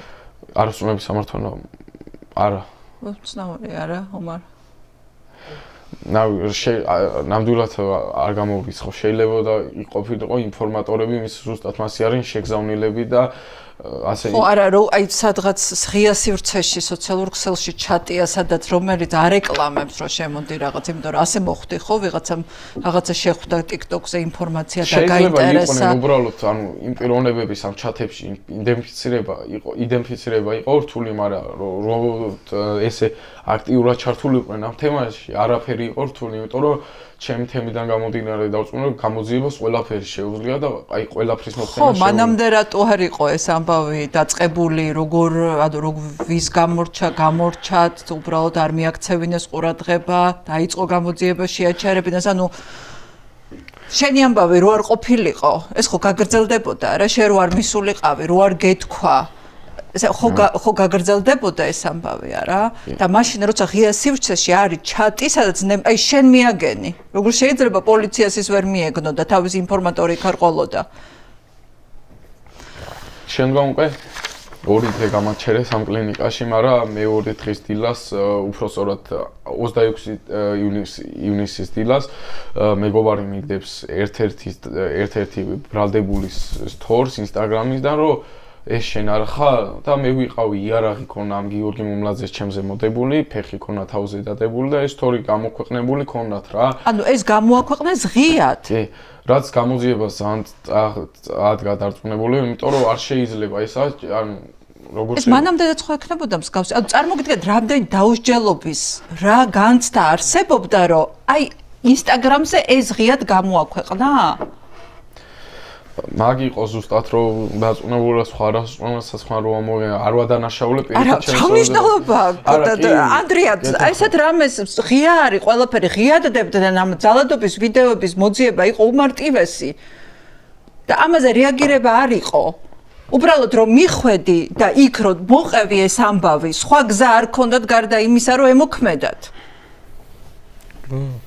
ორი მომენტია დაისვენა ცოტა ხანს და ხო ორი მომენტია, მოდი გავმიჯნოთ ერთმანეთისგან შინაგან საქმეთა სამინისტროს ფუნქცია და როლი მათ შორის ამ დანაშაულთან და უშიშროების სამსახურების როლი ამ დანაშაულთან დაკავშირებით.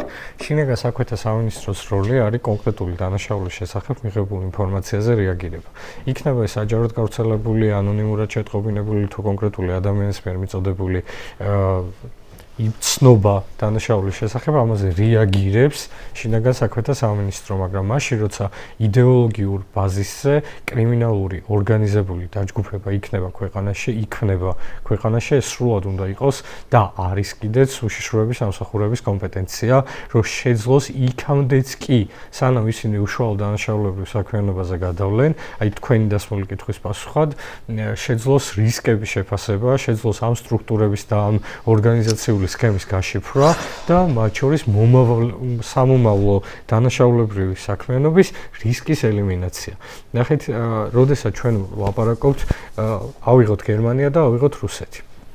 გერმანიამ როცა შეხედა და გერმანიაში ჩამოყალიბდა ეს გაძლიერდა უпростоროდ ეს ორგანიზაციები, მაშინ რეალურად მოხდა არა შინაგან საქმეთა სამინისტროს ხელით, რომ ყველა დაზარალებული ყოველთვის მივიდა პოლიციაში და ყველა მისცა ჩვენება და დაიწყო გამოძიება არა ამ თანმიმდევრობით, არამედ მაშინ როცა ისინი გახდნენ უშიშროების სამსახურების დაინტერესების საგანი, წლების განმავლობაში, მათ შორის აგენტების შეგზავნის გზით და ასე შემდეგ, აგროვეს ამ სამსახურებმა უშიშროების სამსახურებმა სათანადო ინფორმაციები, შექმნეს პროფილები ამ ადამიანების, აკვირდებოდნენ მათ საქმიანობას, კრიმინალურს და არა კრიმინალურს მათ შორის და შეძლეს ელიმინაცია მართველი გოლის და ხერხემლის. მარტივად რო ვთქვათ, ანუ იქ სადაც ეხლა აი ესეთი ღია ჩატში, რომელსაც სადაც ნებისმიერ, აი ბავშვმა 15 წლის ბავშვმა იპოვა რაღაცა, TikTok-ზე შევიდა, იქ აკვირდებოდა, აქ ამ ჩატში შესულას სუსიკერ ნებისმიერი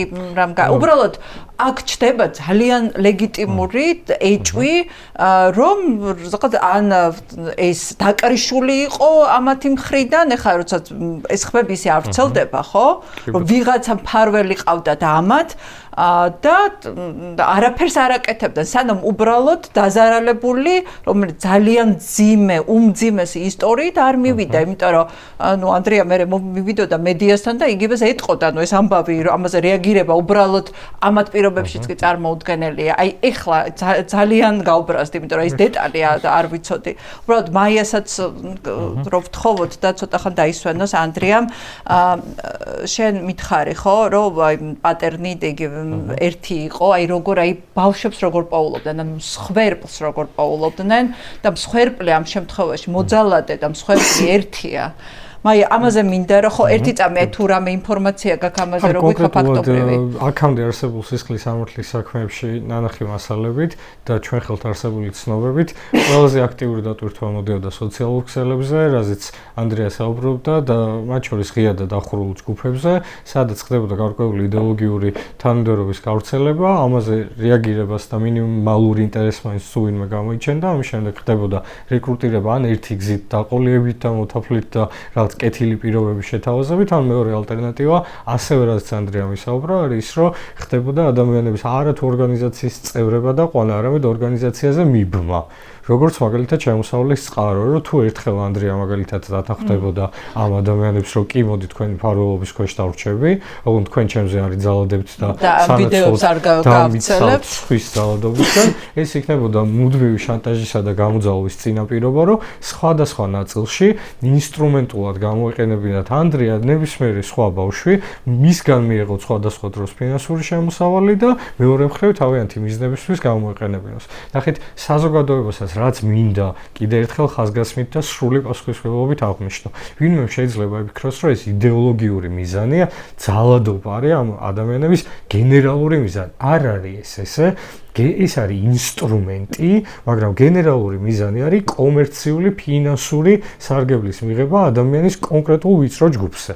ის ძალადობა არის ინსტრუმენტული გამოყენების ერთის მხრივ იდეოლოგებისთვის და ეგრეთ წოდებული ხერხემლისთვის, ხოლო დანარჩენი ადამიანებისთვის ეს არის ჩათრევის, იძულების, სქემაში მოქცევის და სხვა დროს უფრო მეტი გარკვეული პერიოდის მიერ არსებობს პრაქტიკა, არსებობს კონკრეტული მოწმეების მიერ მიცემული ჩვენებები, რომ აი ეს ადამიანი ადამიანები ამბობენ მე რაღაც ეტაპზე ჩემი ცხოვრების აღმოჩნდი ამ ორგანიზაციის წევრი, იმიტომ რომ იდეოლოგიურად ემთხვეოდა ჩვენი ხედვები ერთმანეთს, მაგრამ გარკვეული ეტაპის მერე ეს ადამიანები ხშირად ამბობენ რომ ფიზიკურად არ შემეძლო დამეტოვებია ორგანიზაცია, ვინაიდან არსებობდა ჩემ მიერ და ჩემს მიმართ ჩადენილი დანაშაულის ფაქტები, რისი გავრცელების მუქარი შიშითაც მე ვრჩებოდი ამ ორგანიზაციის წევრად. ზუსტად ამიტომ ნახეთ, ძალიან მნიშვნელოვანია ის, რაც ანდრიამ გააკეთა, ის ფაქტობრივად ანდრიას საჯაროობა ნიშნავს ასობით ბავშვს, რომელიც გადარჩა იგივე ძალადობას გრძელვადიან პერსპექტივაში. მაია, ანუ ლაპარაკი გვაქვს 15-16 წლის ბავშვებზე. აი რა ხდება და აი ეს პატერნიც, რომ უფრო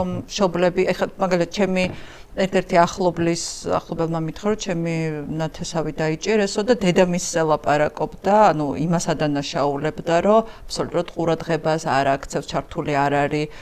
არ ვიცი რამდენად შეიძლება აქ მშობლის დადანაშაულება, მაგრამ ესეთი ამ ბავშვებს, აი მარიამს ყავს მშობლები ემიგრაციაში იყო, აი მგოგოს. დედა ყავს და მამა არ ვიცი საერთოდ. ხო. სადაა და როგორ. ხო, აი რაღაცა მაინც აი ოჯახური პრობლემები აქვს გარკვეულწილად. ხო, რა თქმა უნდა, როდესაც ახლა რაც მოვისმინეთ ანდრიასგან, ასეც სისასტიკეზეა ლაპარაკი და ყველას დრამატული აქ რაც არის, რომ ბავშვი, რომელსაც ასე ექცევიან და მეორე მხარესაც ბავშვი, რომელიც ასე იქცევა, ხო, ეს აი მართლა გამაოგნებელია ეს ყველაფერი. და რა თქმა უნდა, ჩვენ ვერ დავიყვანთ ამას რომელიმე ერთ ფაქტორზე. ჩვენ ვერ ვიტყვით, რომ აქ პატერნია, რომ კი შეიძლება მიზანმიმართულად ეს ჯგუფი და ეს ცნობილი ფაქტია, როდესაც თუნდაც ვირტუალურ სივრცეებში, ონლაინ სექსტინგზეა ლაპარაკი, ან მსგავსი ტიპის დანაშაულებრივ ჯგუფებში ბავშვების ჩათრევაზეა ლაპარაკი, ისინი სწავლობენ ამ ბავშვებს, ხო? სწავლობენ მათ ემოციურ მდგომარეობას, აი ვიღაცა თავის გვერდზე აქვეყნებს რაღაც ეს მოწყენილია, სევდიანია, ვიღაცა ბულინგის მსხვერპლი. ისინი ეძებენ სამიზნებს საკმაოდ მიზანმიმართულად და იციან ვიზე გავიდნენ. ამიტომ აქ ერთ რომელიმე ფაქტორზე ჩვენ ვერ ვისაუბრებთ, ხო? აი როგორ შეიძლება რომ ამ ჯგუფში აღმოჩნდეს ბავშვი. აქ არსებობს რამდენიმე რისკის ფაქტორი. რა თქმა უნდა, ერთ-ერთი მთავარი რისკის ფაქტორი არის თვითონ მოზარდობის ასაკი. რატო? იმიტომ რომ მოზარდობის ასაკში ძალიან მნიშვნელოვანია ბავშვისთვის, რომ ის იყოს მიეკუთვნებოდეს რომელიმე ჯგუფს. და როდესაც ბავშვი შესაძლოა ვერ პოულობს ჯგუფს, სადაც ის აღიარებულად გრძნობს თავს, ძალიან დიდი ალბათობით გარეყულია ბულინგის მსხვერპლია, ჩაგრავენ, ან წარუმატებელია სწავლაში, ბავშვობიდან ესმის, რომ ვარგისი არაფერი გამოუვა, ცელქობს სკოლაში და ასე შემდეგ. მოკლედ არ აქვს კარგი ავტორიტეტი, ძალიან იოლად შეიძლება, ან მარტოა უბრალოდ, ხო? აი მარტოა, მიტოვებულია და არავინ მხარდამჭერი არ აყავს. ხო, ძალიან მარტივად შეიძლება აღმოჩნდეს ამ ჯგუფში, სადაც ის შეიძლება გმირად გადაიქცეს, სადაც მას უსმენენ, მისი ესმით ხვევს და ასე შემდეგ. ეს ერთი ფაქტორია ასაკობრივი. მეორე ძალიან მნიშვნელოვანი ფაქტორია, რაც მოზარდობის ასაკის მახასიათებელია და უკვე რაღაც ნეირობიოლოგიურ ფაქტორზე გავდივართ. რატო არის ეს ასაკი ყოველთვის სარისკო დანაშაულის ჩადენის კუთხით, ან ადიქციის მიმართულებით წასვლის კუთხით? იმიტომ რომ თავისთავად ბუნებრივად მოზარდობის ასაკში იზრდება თავის ტვინში დოფამინის, სეროტონინის, აი ამ ნეიროტრანსმიტერების რაოდენობა. ეხლა ეს რო გადავთარგმნოთ, რას ნიშნავს? ამ ასაკში ბავშვი არის სიამოვნების მიღებაზე ჯილდოზე ორიენტირებული, მას იზიდავს სახიფათო თავგადასავალი და მას იზიდავს აი ესეთი სარისკო სიტუაციები და ის არის გამრისკავი. შეიძლება ძალიან კარგად იცოდეს ბავშვმა, რომ 15-16 უკვე როცა მოზარდობის ასაკში ვდივარ, აქ საფრთხეა, მაგრამ მისთვის იმდენად მნიშვნელოვანია ჯილდო, რომელსაც გაერთობა და ასე ეხლა სხვა საკითხია, როცა ბავშვი ესეთი აგრესიული, სადისტური ქმედებებით ერთობა, ამის უკან რა დგას და მე ამაზეც ვისაუბრებ, ეს კიდე სხვა თემაა, მაგრამ ის რომ ნებისმიერი მოზარდი, აი ყველა მშობელმა უნდა იცოდეს, არც ერთი ბავშვი მოზარდობის ასაკში არ არის დაცული, იმისგან რომ ის ამ დაჯგუფების ხაფანგში არ აღმოჩნდება, ზუსტად აი ამ ახასიათებლების გამო გამრისკავია და სიამოვნების მიღებაზეა ორიენტირებული, თავგადასავალი იზიდავს და შესაბამისად ყველა მოზარდი არის რისკის ჯგუფში, თვითონ ასაკია ასეთი. მაგრამ ეხლა ჩვენ შეგვიძლია კიდე სხვა ფაქტორებსაც შევეხოთ. ეს არ არის მხოლოდ ერთი ფაქტორი, ბევრი ფაქტორი ლაგდება. აქ შემოდის სოციალური ფაქტორი, აქ შემოდის სოციალური ფაქტორი არა მარტო ოჯახში მდგომარეობა, თემში უბანი საცხოვრობს, სკოლაში რა სიტუაციაა, ხო, სკოლის გარემოც ძალიან მნიშვნელოვანია. სადღაც რომელიღაც სკოლაში ბავშვი უფრო დაცული, აბა დავფიქრდეთ, რომელიღაც სკოლაში არ არის ბავშვი დაცული, ხო? აქ ეს კიდე დაუშვათ ჩვენ ხო საუბრობდით აქ, რომ სად იყო აქამდე პოლიცია. ეს უკვე პოლიციის კვლევის საგანი უნდა იყოს, სად არის ცხელი წერტილები, რომ პრევენცია აწარმოოს იმაზე, რომ ამ უბანში, კონკრეტულად ამ სკოლაში ბავშვი იყოს დაცული, ხო? რა თქმა უნდა, ძალიან დიდი მნიშვნელობა აქვს იმას ქვეყანაში რა ხდება. როგორი დამოკიდებულებაა ზოგადად ასეთი თემების მიმართ, ხო? და ჩვენ ვიცით, ახლა მე არ ჩავყვები ამ თემას, რომ ჩვენ ამ კუთხით ძალიან სავალალო სიტუაცია. სამყაროში რა ხდება? ამასაც კი გავლენა აქვს. ჩვენ რა თქმა უნდა, იმიტომ რომ მთელი სამყარო და მთელი სამყაროს ბავშვები დღეს დგანან ძალიან სერიოზული გამოწვევის წინაშე. რა გაიმარჯვებს ბოროტება, რომელიც ძალიან გამოკვეთილი სახით ყავს, თუ გაიმარჯვებს ადამიანი და ქვეყანა, რომელიც ამ შემთხვევაში არის ამ ბოროტების სამიზნე. ამას ძალიან დიდი გავლენა ექნება ჩვენი შვილების ცხოვრებაზე.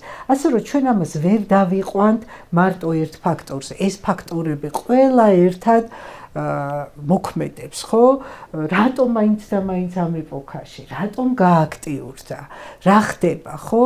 და რომ რაღაცა სერიოზული გამოწვევის წინაშე დგას თვითონ მაია, აქ ხო ეხლა სკოლებზე მშობელმა რა უნდა, ოჯახზე რა არის, ხო იცის, ხო ეს საფრთხეები არის, რომ მისი მოზარდი შვილი არაფრისგან არ არის დაცული. ანუ რას უნდა მიაქციოს ყურადღება, რა შემთხვევაში უნდა გაუჩნდეს განგაშის შეგრძნება, ანუ რა შეუძლია მშობელს გააკეთოს, ან პრევენციის მიზნით, ან შემდეგ რეაგირების მიზნით, იმიტომ რომ ეხლა ვნახეთ, რომ ანდრიას შემთხვევაში მისმა მშობლებმა გადამწყვეტი როლი შეასრულეს. ხო, აქ ამ შემთხვევაში ისიც რომ მას ნდობა ქონდა თავის მშობლების მიმართ, რომ ეს ეთქვა, ხო, ძალიან ბევრ მოზარდს არა აქვს ნდობა მშობლის მიმართ, რომ ეს უთხრას, ანუ ეს ნდობა რასთან არის დაკავშირებული, ეს სხვა საკითხია, მაგრამ ნდობა მშობლის მიმართ ნდობა არის ძალიან მნიშვნელოვანი და გადამწყვეტი ასეთ დროს. კი ბატონო, მე არ მინდა ეხლა ანდრიაზე დავკონკრეტდე, ჩვენ ზოგადად ასეთ შემთხვევებს უყურებთ რისკების და დამცავი ფაქტორების ჭრილში. თუ რისკია ის, რომ ხარ მოზარდობის ასაკში და შეიძლება სხვა რისკებიც გქონდეს და აუცილებლად მინდა იმ სხვა რისკებზეც ვისაუბრო, რომ უფრო გასაგები გახდეს, როგორ ხდება ბავშვი ესეთი სასტიკი და დაუშვათ იქ უბანი არ გიწყობს ხელს და ასე შემდეგ, არსებობს დამცავი ფაქტორი. ამ შემთხვევაში ის, რომ ბავშვსა და მშობელს შორის აი ეს ნდობის ხიდი არ იყო ჩამწრეული, რომ ბავშვს აქვს სითამამე, ხო, რაღაცა მომენტში დაფარა, მაგრამ მე როდესაც დაინახა, რომ არის მზაობა მშობლების მხრიდან მხარდაჭერის და ის იმ დღეს არ დაწყებულა, ეს ადრე დაიწყო სავარაუდოდ, ხო? ეს კარი იოლად გაიხო, ბავშვი იოლად გაენდო. ჩვენ ახლა ვივარაუდოთ, რამდენმა ბავშვმა ვერ გაბედა ამის თქმა მშობლისთვის. რატომ? იმიტომ ან რამდენ ბავშვს უბრალოდ ფიზიკურად არ ყავდა მშობელი, რომ ეს მშობლისთვის გაეზიარებინა. აი ეს ფაქტებიც უნდა ვივარაუდოთ, ხო? დამცავი ფაქტორი არის ოჯახი, რა თქმა უნდა, ძალიან და ის ურთიერთობა, რაც არსებობს ბავშვსა და მშობელს შორის.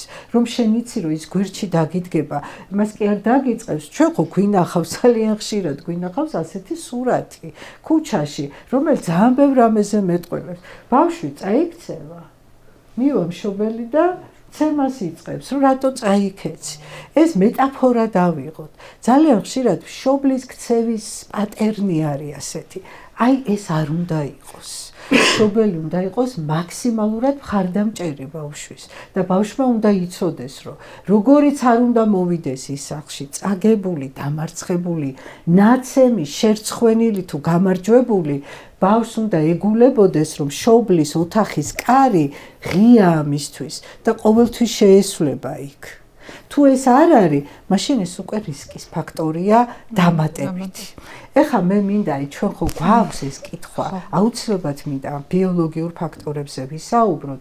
ჩვენ ხო გვაქვს ეს კითხვა, რომ როგორ მიდის ბავშვი, როგორ ხდება ადამიანი ასეთი სასტიკი, ხო?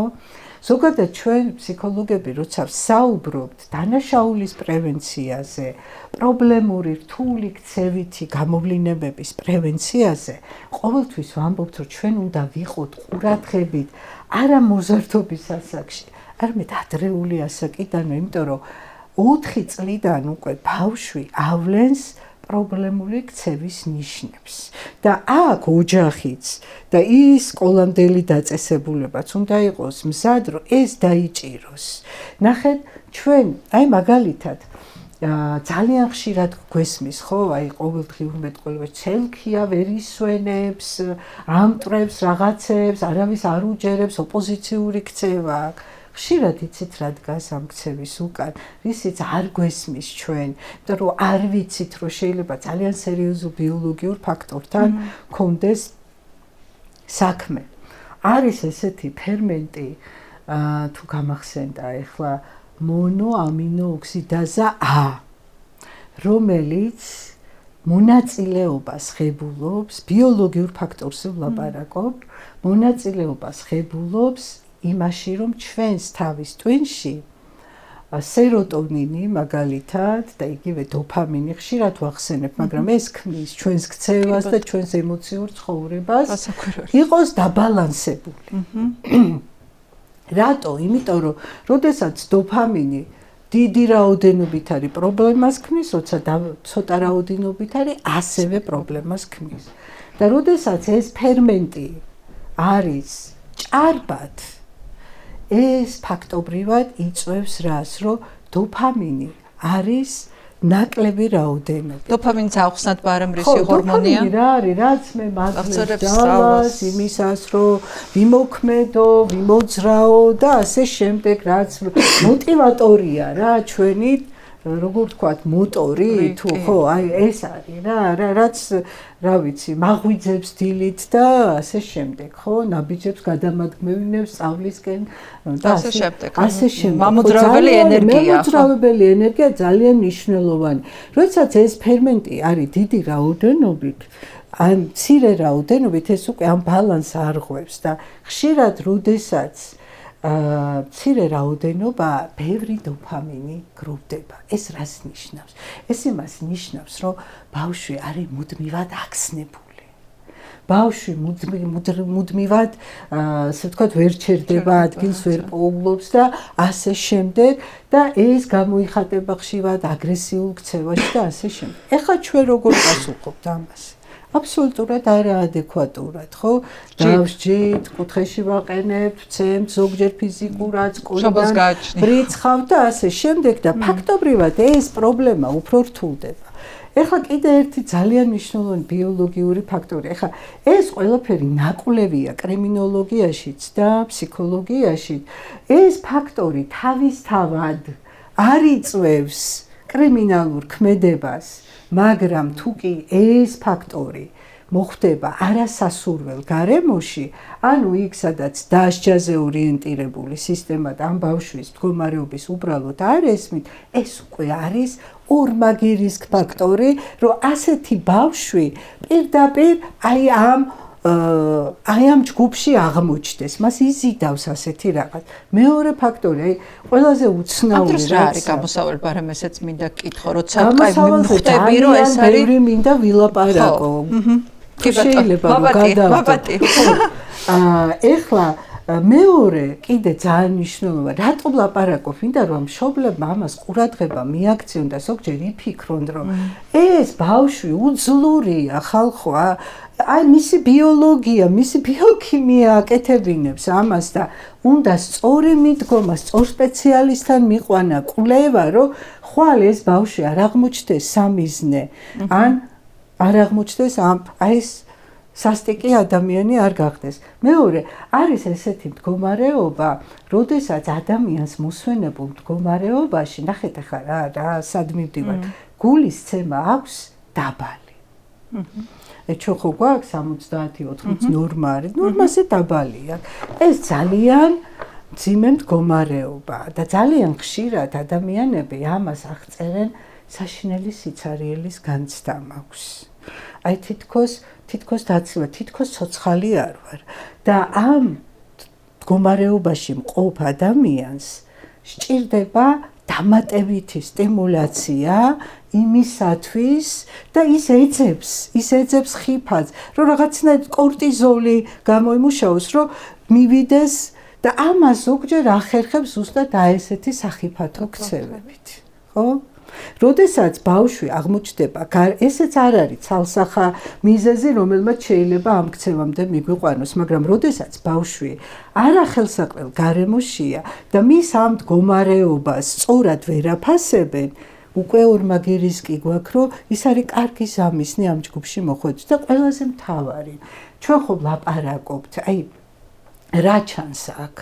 აქ ჩანს ის, რომ ადამიანს აწამებენ და ემპათია არ არის, საიდან მოდის ეს ყველაფერი? საიდან მოდის ეს ეგრეთ წოდებული ცივსისხლიანობა?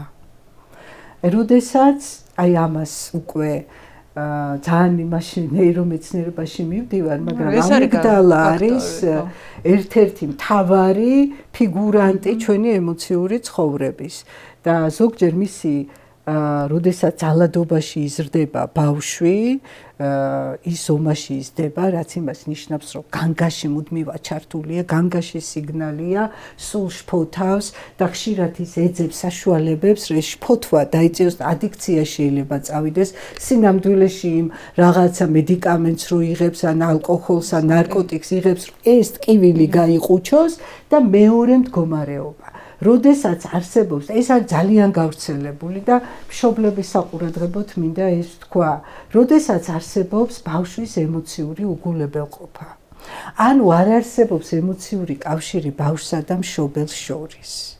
და ბავშვს ფაქტობრივად ბავშვი სიცარიელეში არ აყავს მხარდამჭერი, არ აყავს ადამიანი, ვინც აი სუფთა აი ამ თვალებში შეხედავს, შეეხება, მოეფერება და მის ასე ვთქვათ საყვარელ სიტყვებს მოისმენს საყვარელი ადამიანისგან, იქ ატროფია ხდება.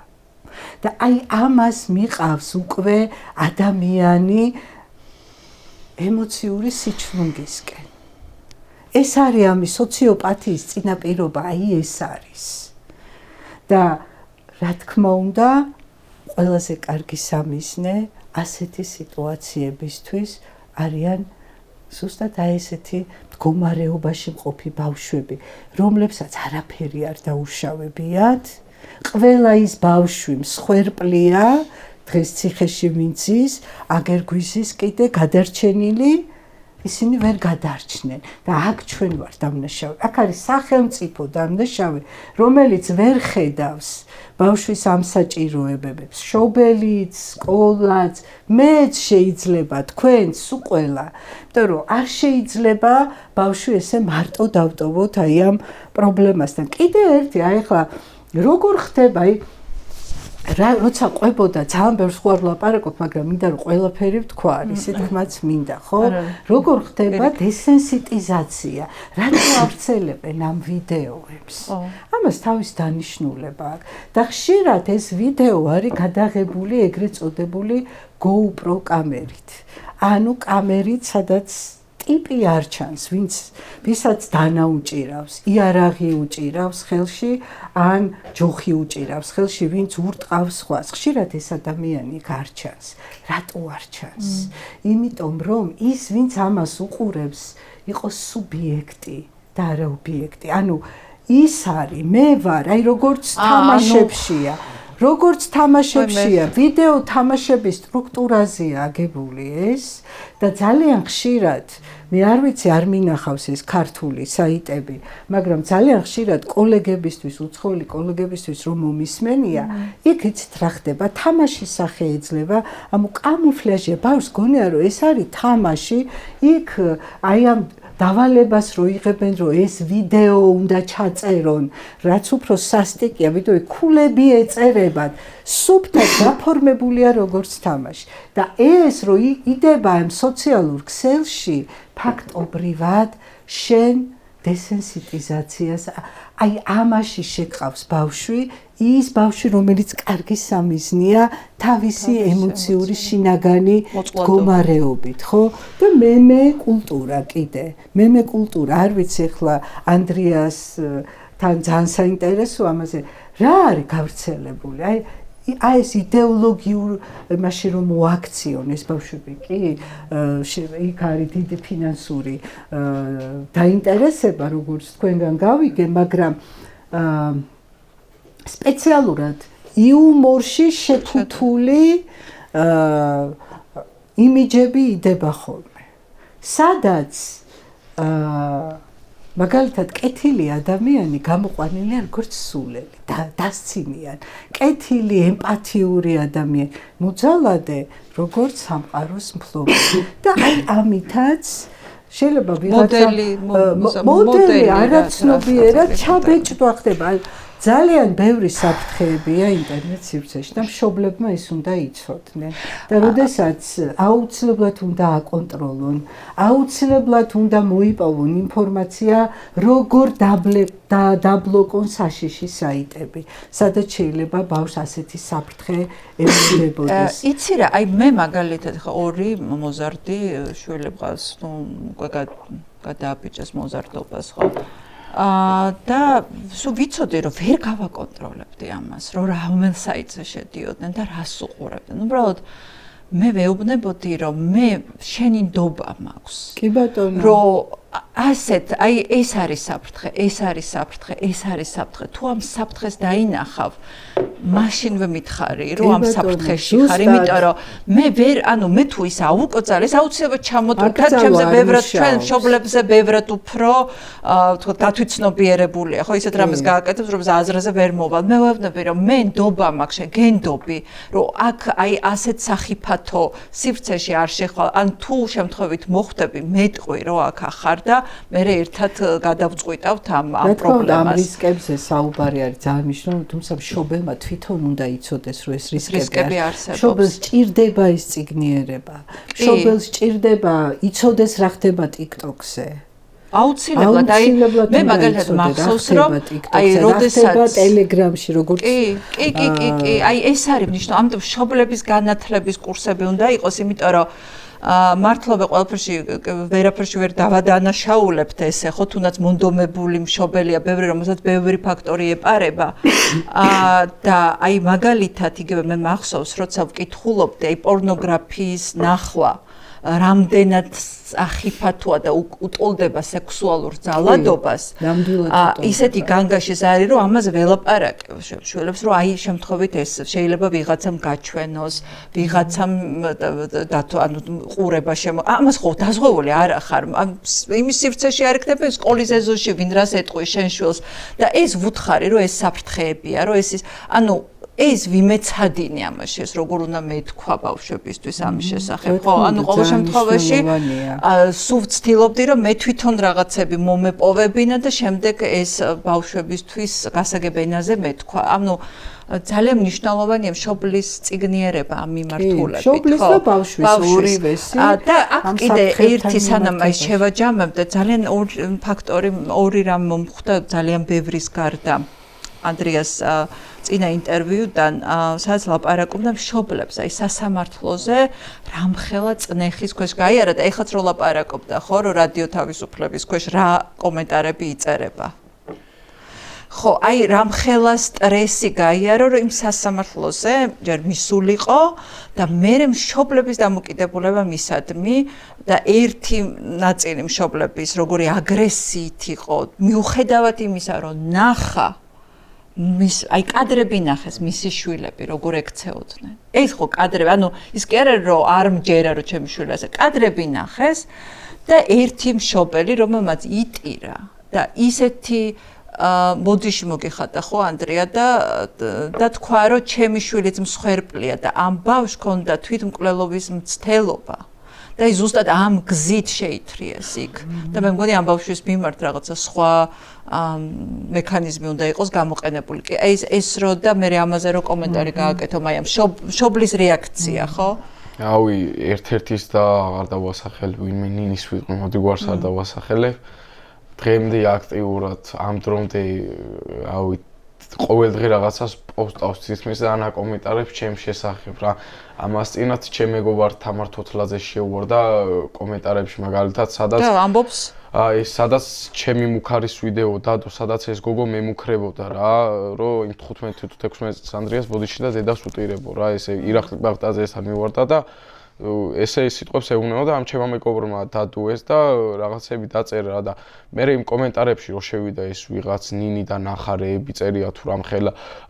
ხალხს რამხელა ზიზღი აქვს მის მიმართ იმიტომ რომ ლოგიკურია კიდე გულზე რო ხარ ესეთი ამბის მერე არა სასიამოვნო და ვიღაცებს დაუწერო ვიღაცაებმა დაუწერას რომ თავის მას უნდა მიუსვა ეს გვერდზე და ასე შემდეგ თვითონ ანდრიას არა აქვს ამ თემაზე პრობლემა და შე რა გინდაო რა პირად მონაცემს მოგცემ და თუ გინდა მიჩივლეთ ვაგებ მაგრამ ანუ ელემენტარულია თუ ვერ ხვდები მე რამხელა პრობლემა მაქვს ამ საკითხთან დაკავშირებით ჯერ პრობლემა არა პრობლემა გაქვს შენ ადამიანს როცა ვერ ხვდები რომ შენ ანუ კიდე აქეთ მართლებაში ხარ ამხელა დანაშაულის მე დარწმუნებული ვარ რა დანაშაულის არ უნდა ჩამედინა ცხოვრებაში ან რაც არ უნდა ჩავიდინო და არასოდეს მოხდება ესეთი რამე აი ესეთი დანაშაული რა ჩემი მშობლები ადგებინა თავს დახრიან და ბოდიშების ხდაში იქნებიან ჩემი მეგობრების და ასე შემდეგ და ეს პირები არიან განსხვავებულები რა არ მესმის რატო და რა ვიცი იმიტომ რომ გასაკვირია უბრალოდ და კიდე აქტიურად აგრძელებს ამის და რაღაც ცინიკური მეებს ვაფშე არ ვინ ჩემი ეს ადამიანი არის ჩემ თვალში პროვოკატორი რა ან პროვოცირებს იმას რომ რამე დაუწერო რამეზე აუყვე მაგრამ არ ძლიერი ბიჭი ხარ 16 წლის ასაკში ვიცი წინ სააპელაციო აქვს სააპელაციოს განაჩენიც ცხადი იქნება რასაც მიიღებს იმიტომ რომ საქმეს თვითონ იფუჭებენ ეს ადამიანები მე კი არა იქით კიდე მე რომ დანაშაულებენ რამეზე თამარ ჭედლიშვილი არა ვარ და თამარ ჭედლიშვილი რო ყოფილიყავი უფრო დიდ იმას მივცემდი წლებს ამ პიროვნებებს გიორგი მულაძეს და ლევან აბესაც სამუდამოს მივცემდი იმიტომ რომ და არ დავუკვალიფიცირებდი მოხს იმიტომ რომ მუხლი მაძლევდა მაგის საშუალებას მაგრამ მოსამართლე არა ვარ სამწუხარო და სხვანაირად ხო ანუ მაყოფილო ხარ იმ გადაწყვეტილებას? არა, მაყოფილი ვარ 10 წელი, ჩემ თვალში არის ძალიან სწორი ახლა ამდგომელი იყო თამაჭედლიშვილი და 5 წელი მიეცა ამაროცნობებზე რაც შეამცირებდა მე თანთქავდა ამ წლოვანებას და 2 წელი დარჩებოდა 3 არის ჩემთვის სწორი რომ ეს 10 მისა ვიღაცებს სხვა საქმეების რო აღუძრეს ახლა მათი 9 წევრიდან იმიტომ რომ სხვა საქმეებში ფიგურებენ ამ 16 პირის საქმეზე კიდე დაუმძიმდება საქმე და კიდე შეიძლება მოიმატოს წლები აგერ ბატონმა ომარმაც იცის ამის შესახებ რა და არ მესმის უბრალოდ რა უნდათ რას ერჩიას და ერთი დედა როგორი იყო ეს ერთის ქცევის პატერნი გავიგეთ ხო და აი მართლა აი ადამიანს რო შეატყობ რომ გულთან მიიტანა ამბავი და მოხვდა ანუ მიხვდა რა თავისშვილმა რაც დააშავა და რაც გააკეთა ახლა თუ გულთან მიიტანა ის ამბავს თავისშვილმა რაც გადაიტანა და წუხარ მეთქი არა სიამოვნო მესმის მაგრამ ვერ ვაპატებ ფიზიკურად. ანუ ის პირდაპირ ჩართული იყო შენს თემაში? ის პირი იყო, ყველა იყო ჩართული და ანუ ისიც კონკრეტულად. უბრალოდ ამათი მშობლები ვიღაცეების ესე აგრესიულად რო არიან ჩემთან განწყობილები და თავის შვილების მართლებაში არ არის სწორი. გამოძიების რო არ გჯერა, რა ვიცი. არა, კადრები. ხო, კადრები არსებობს, მაგას სასაცილოდ ვიღაცა უარყოფს, რომ ჩემი შვილი აი იმათი ადვოკატების სახიან, რომ ჩემი დაცვის ყოფი მაგ დროს არ იმყოფებოდა იქო და არ მონაწილეობდა ამ თემაშიო. იმასაც იძახიან, იმიტომ რომ ჯგუფი დანაშაული არ გამოვიდეს, რომ აი არის რომდენ ეს პირები ერთმანეთს ამ 16 კაცშიც არის ასეთი ისინი რომ არის რომდენ ერთმანეთს რა ვიცი ჩემთან არ გამოვიდათ არც დაჯგუფების წევრით გამოჩენა ჩემი თავის არც ეს ამბავი გამოვიდათ რომ ჯგუფურობა არ ყოფილიყო და არაფერი და რა ვიცი ნამდვილად არ მაინტერესებს იმათი ოჯახის წევრების წევლა გინება არც ავყვევი მაგათ პროვოკაციას მესმის ერთი დღე პირველი დღე რაღაც აფექტივს მდგომარეობაში შეიძლება ყოფილიყო, მაგრამ ეს სისტემატურად რო აღძელებ უკვე პროვოკაცია რა და არ შეიძლება არ მიმაჩნია სწორად და რა ვიცი შეიძლება პროკურატურა ამ საქმეზე რეაგირება მოახდინა ნამდვილად არ ვიცი, იმიტომ რომ ისეთი მუქარები იყო ერთ-ერთი აი ამ დისგან რომ მარტო ჩემი მართებაში არა მოსამართლის მიმართ სადაც გნახავ იქვე გაგანადგურებო პროკურორის მიმართ და ასე შემდეგ და არ და რამდენი წლის არის? და 25 წლამდე იქნება ესე გვარს არ დავასახელებ, მაინც არ მიმაჩნია სწორად ამ თავის დასთან განსხვავებით რომ წამოჭიმა ჩემი ის ვიდეო პირდაპირ და ანდრია წამებული რა დღეშია და ასე შემდეგ არ მიმაჩნია სწორად მე და რა ვიცი ხო აი ესეც არის ხო აი რაღაცა არ ვიცი რა უნდა ვთქვა რა თქმა უნდა შეიძლება ამის ახსნა თუმცა გაგება ძალიან რთულია რომ გესმოდეს დაუშვათ ამ დამოკიდებულების. თუმცა აი ძალიან ხშირად როცა მასწავლებლებთან, ბავშვებთან, მშობლებთან მიწევს მუშაობა, ძალიან ხშირად დამინახავს ესეთი რაღაც, რომ ბავშვს აშკარად სჭირდება დახმარება. აქვს ქცევითი პრობლემები.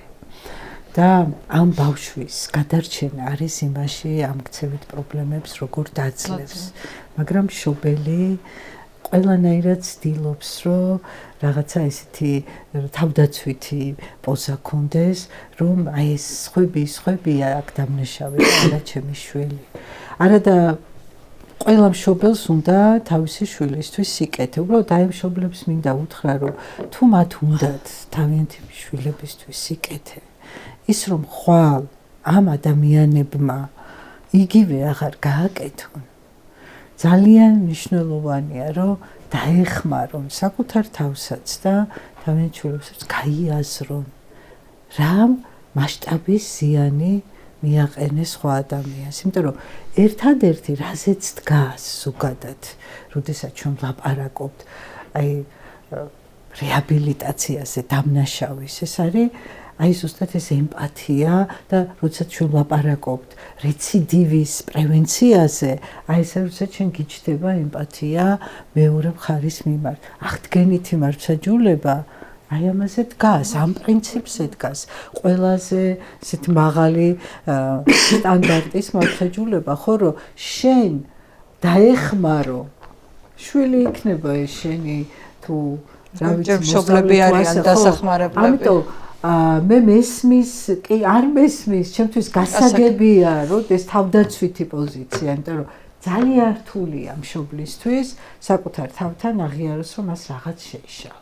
ამ მშობელს დახმარება სჭირდება იმაში, რომ ის გაიაზროს და ეს უკვე სადღაც აი ამ პროცესში სახელმწიფო ეს არ არის ხელწამოსაკრავი საქმე. ეს ძალიან საზოგადოების სიჯანსაღეზე რა თქმა უნდა მოქმედებს პირდაპირ, მაგრამ მუშაობს ძალიან არასრულწლოვნებს მათ მშობლებს ეხებათ და ჩვენ როცა ამ ქვეყანაში რაღაცა მართლმსაჯულების არასრულწლოვანთა მართლმსაჯულების სისტემის სრულებას ვცდილობდით, აი ამას ვცდილობდით ზუსტად, რომ ასეთ შემთხვევაში ყველა ფეხზე დამდგარიყო და იმ მშობელსაც ჭირდება ეხლა დახმარება, რომ გაიაზროს, რომ ისედაც დაზარალებულად კიდე ხელახალი ტკივილი არ მიაყენოს და საზოგადოებასაც მოდი დავფიქრდეთ ხალხო, რატო ვარ ჩვენ ყოველთვის მოძალადის მხარეს, რაშია საქმე? მე ერთი სხვათა შორის რაღაც ბევრი წლის წინ გამიქურდა სახლი და არ შეუძლია გამოცხადა, თან ორჯერ ქონდა ჩემოჭრის მცდელობა და ბოლოს რასაკვირველია მიმართეთ პოლიციას, ჯერ კიდევ შევარდნაძის დრო იყო. და ეს ჩემი ნივთები აღმოჩნდეს მეზობლის სახლში. აი ნივთები უბრალოდ ჩემი ნივთები აღმოჩნდეს მეზობლის სახლში და თელი სამეზობლო იმაზე კი არ იყო გაბრაზებული. ჩვენზე იყო გაბრაზებული და მაშინ ძალიან ახალგაზრდა ვიყავი და ისეთი ტრამვული გამოცდილება იყო ეს ჩემთვის, რომ აი მე გადმოვედი ძალიან მალევე იქედან, ანუ სახლი რომელიც მიყვარდა მთლიანად გაუცხოვდა, უბანი რომელიც მიყვარდა მთლიანად გაუცხოვდა ჩემთვის, მაგრამ ვერაფრით ვერ ავხსენით დღემდე როგორ შეიძლებოდა, რომ ამ შემთხვევაში აგრესია სამეზობლოსი ყოფილიყო დაზარალებულის მიმართ და არა დამნაშავის მიმართ. როდესაც ფაქტები იყო, ხო ისე ხო არ დაუბრალებიათ პირდაპირ აი ის ნივთები რაც იყო, ჩემი მის სახლიდან ამოიღეს. ხო, ჩემი როგორც ადვოკატის პერსპექტივიდან რო შევაჯამოთ აი ამ კონკრეტულ საკითხთან დაკავშირებით და შეჯამებით ნაწილშიც უნებრივია ქალბატონმა ეს კომპეტენციაში და ჩემზე გაცილებით სიღრმისეულად იცის ეს საკითხი უბრალოდ ჩემი პრაქტიკული გამოცდილებით სასამართლოში აი თქვენ მიერ მოყვანილი მაგალითი არის ალბათ იდეალური პრეზენტაცია ამ ყოველფრის რომ საზოგადოების სამყაროში არსებულ ქვეყანაში არსებულ მდგომარეობას აქ ძალიან დიდი მნიშვნელობა ესეთ შემთხვევებში. მე როგორც ადვოკატ ძალიან ხშირად მინახავს მიუხედავად იმისა, რომ დანაშაულის ობიექტურ შემადგენლობას მომხდარ დანაშაულს ადამიანები სრულად აცნობიერებენ და ამის ობიექტური ინტელექტუალური შესაძლებლობაც აქვთ და ყველანაირი აღქმის უნარი, სუბიექტურად და ემოციურად ხშირ შემთხვევაში მათთვის პრობლემა არის, რომ მათი ოჯახის წევრი მართლი ახლობელი სასამართლო განსჯის, იმიტომ რომ სასამართლოს და პოლიციას განიხილავენ უცხოს ხეულად. ეს არის ყველაზე დიდი პრობლემა ჩემი აზრით. ნებისმიერ დანაშაულს გარკვეულწილად შეჯამება მინდა რომ გავაკეთო. გარკვეულწილად დიდი პრობლემა არის ზუსტად ის, რაც ასტიმულირებს სხვადასხვა დანაშაულებს, მათ შორის ორგანიზებულ დანაშაულებს და დანაშაულებს, რომელსაც განმეორებითი და სისტემური ხასიათი აქვს დროში, რომ სამართალდამცავი უწყებები და სასამართლო, რომელიც მეორე მხრივ საჯული უნდა იყოს მერე, რამდენად არის რეალურად ისეთი მძიმე დანაშაული სახეზე, როგორცაც შეიძლება მსხვერპლი ხედავდეს ამ პერსპექტივიდან, ან კონკრეტული ადამიანი ხედავდეს, შეაფასოს ეს ობიექტური პერსპექტივიდან, ხშირ შემთხვევაში თვითონ სარგებლობს იმდენად დაბალი ნდობით, იმდენად დაბალი ნდობით, რომ ის ქმნის მერე საშუალებას და სივრცეს დანაშაულისთვის და ქმნის უფრო მეტი თვითონვე აზიანებს მერე ის რაღაც გარკვეული ტიპის დომინოს პრინციპია, დაბალი რეიტინგი სამართალდამცავი უწყება, ხასიათდება დაბალი მომართვიანობით მსხვერპლის მხრიდან, რაც მერე ამცირებს უკვე დანაშაულის გახსნის სტატისტიკას.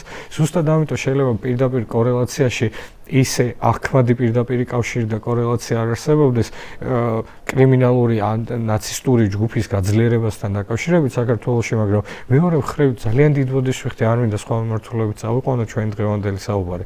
მაგრამ ესეც ვთქვათ, ერთ-ერთი ფაქტორი ნამდვილად არის, რომ ამისთვის სივრცე არსებობს. რასაკვირველია, ძალადობრივი სივრცე, დაუსჯელობის სივრცე, პირიქით მოთხოვნა ისეთ ტიტუშკებზე, რომლებიც დაასჯიან მათ, ვინც რეჟიმისთვის არ არის მისაღები და მტრებად გამოცხადება ჯგუფების. მათ შორის ვთქვათ ისიც, რომ გასული წლების განმავლობაში სამართალდამცავი უწყებების ხედვის არეალი იყო სხვა და კონცენტრაცია საით უნდა ქონოდათ აქცენტი. ამან შექმნა ზუსტად იმის შესაძლებლობა განსხვავებით სხვა ქვეყნებისგან, სადაც კულტურული და გარკვეულწილად სოციალური პირობა არსებობდა ნაცისტური ორგანიზაციები გაძლიერებული იყვნენ, ჩვენთან ამ საფუძვლის გარეშე გაძლიერდნენ და განვითარდნენ იმიტომ, რომ რეალურად არსებობდა უყურადღებობა ამ საკითხების მიმართ ჩემი ღრმარწმენით, ესეც ერთი მნიშვნელოვანი ფაქტორია. კი ბატონო, და აი ერთი მოკლე პრაქტიკული რჩევა თუ ექნება ანდრიასაც, მაია პირველ რიგში თქვენგან, ანუ ხო აი ომარმაც თქვა, რომ 15-20% იქნება ალბათ ის მათი რიცხვი საერთო დაზარალებულების, ვინც ამაზე ილაპარაკა. ანუ შეიძლება ეხლა მშობელი უსმენდეს ამ გადაცემას, სახლში ყავდეს დაზარალებული ბავშვი, მაგრამ არ იცოდეს, რომ ის დაზარალებულია. ანუ რას უნდა მიაქციოს მშობელმა ყურადღება, აი რა ნიშნებს ბავშვი, რომ ის რაღაცა ცუდ ამბავშია მოხვედრილი. ან მსხვერპლია, ან მოძალადია, ან რაღაცაში ესეთში გაბმული. გარდა იმისა, რომ სახლში ძალიან ხშირად არ არის, იმიტომ რომ ასეთი რამე ითხოვს. ან თავის ოთახშია გამოკეტილი, სადაც მასთან ყველაზე სასტიკი შეიძლება იქ ხდებოდეს. ხშირად გარეთაც არ არის, მაგრამ ბავშვის ოთახში ხდება, იქ ხდება. მთავარი ამბავი, იმიტომ რომ ვირტუალური სივრცე ძალიან დიდ როლს თამაშობს ამაში. იცით რა, ნებისმიერ შემთხვევაში მსგავსი ტიპის გამოცდილება წარმოუდგენელია, რომ რაღაცნაირად დამალოს ბავშვი. არ შეიცვალოს. არ შეიცვალოს ბავშვი. რადიკალური ცვლილება მის ქცევაში გაღიზიანებულია, ან ძალიან ჩაკეტილია, ან საერთოდ გაწყვიტა კონტაქტი.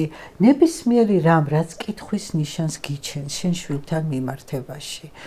ძალიან მნიშვნელოვანია, რომ მიხვიდე და დაილაპარაკო და ბავშვს კონდეს იმედი, რომ შენ მას მიიღებ ყველანაირს. დამარცხებულს აი რაც ვთქვი, ხო, წეღან რაც ამ შემთხვევაში მართლაც სერიოზული დამცავი ფაქტორი აღმოჩნდა არა მარტო ერთი ბავშვისთვის, არამედ ალბათ ძალიან ბევრი ბავშვისთვის და აი მართლა მოუწოდებდი მშობლებს, რომ აი ყურადღებით იყვნენ აი ამ ვირტუალურ მოწყობილობებთან. აი რომ შედიხარ ბავშვის ოთახში და უცებ დამალა, უცებ ეკრანი ჩააქრო, იქ რაღაც ხდება. იცოდე რომ იქ რაღაც ხდება და აუცილებელია რომ ამაზე ბავშვს ელაპარაკო. არ არის გამოსავალი რომ ინტერნეტს გაუჩდიშავ, არანაირად დასჯაზე საერთოდ არ ელაპარაკ და აქ მინდა ვთქვა რახან დანაშაულზე ორი სიტყვით ვიტყვი თუ შეიძლება არ უშველის ამ საქმეს. აი ასეთი გაზრდილი რო არის შემთხვევები არასრულწლოვანთა დანაშაულის და ჩვენ ყოველთვის ქონდა ეჭვი, რომ ამის უკან ორგანიზებული ჯგუფები იდგა, რომ ეს არ ხდებოდა შემთხვევით ბავშვების 10 წლის ასაკიდან ციხეში გამწესება. არ უშველის. და მე რაც ვილაპარაკე დასაწყისში, როცა ბიოლოგიურ ფაქტორებს შევეხე, ხო, იქ პირიქით ასეთი დამოკიდებულება ართულებს და ჩათვალე, რომ შენ ზრდი ძალიან კრიმინალურ საზოგადოებას ფაქტობრივად, რომელიც იქნება სასტიკი და საბჭოთა კავშირის დროს ძირითადად ეს დამოკიდებულება დიდ ინსტიტუციებში, ბავშვთა სახლებში იყო რისთვის, რომ ეს ხალხი ცივსისხლიან აი ზუსტად ის ამიგდალა რო დისფუნქციური აქვს, ხო? წაიყვანა და ცივსისხლიანი მებრძოლი ყოფილიყო. ასე რომ მეგობრებო არ უშველის ამას, არანაირია ის კანონის გამკაცრება, მას უშველის ერთი რამე, რომ ადრეული ასაკიდანვე დავიწყოთ ბავშვებზე ზრუნვა და ყველა სისტემა, რაც გვაქვს, ჩვენ სკოლა გვაქვს, სკოლამდელი დაწესებულება, თუნდაც რა ვიცი, პოლიცია ქუჩაში, შენ რო ხედავ, რომ ეს ბავშვი ხშირად რაღაცა ცუდს აკეთებს. აქამდე რას ამბობდნენ, იცით, რომ აი კანონი არ მიწყობს ხელს, ხო? უნდა არსებობდეს ადგილი, სადაც ამ ბავშვს დასასჯელად კი არ წაიყვან, შეაფასებს, ზუსტად შეისწავლე, იმიტომ რომ სხვა არის მე რომ მოვიპარე რაღაც იმის გამო, რომ ბუცები არ მქონდა და ფეხბურთელები, ჩემი თანაგუნდელები დამცინოდნენ, სხვა არის, აქ სხვა მუშაობა გჭირდება და სხვა არის, როდესაც მე დანაშაულს ჩავდივარ იმიტომ, რომ სერიოზული დეფიციტი მაქვს დოფამინის. ან პირიქით ჭარბად მაქვს და ეს გარემო ხელს ამიწყობს პირიქით მიმძაფრებს მდგომარეობას და შენ უნდა გყავდეს სპეციალისტი რომელიც ამას დაადგენს და ეკა ამ ქვეყანაში ძალიან ბევრი კარგი სპეციალისტი არის და ამის დადგენა შეუძლია. ჩვენ ყავს არაჩვეულებრივი ქცევითი ანალიტიკოსები, ქცევითი თერაპევტები, რომელსაც შეუძლიათ რომ ამ პრევენციაზე იმუშაონ, მაგრამ ეს სამწუხაროდ არასოდეს არ გახდა აი ამ ქვეყნის პრიორიტეტი და არასოდეს ამის პოლიტიკური ნება არავის არ აღმოაჩნდა. სამწუხაროდ.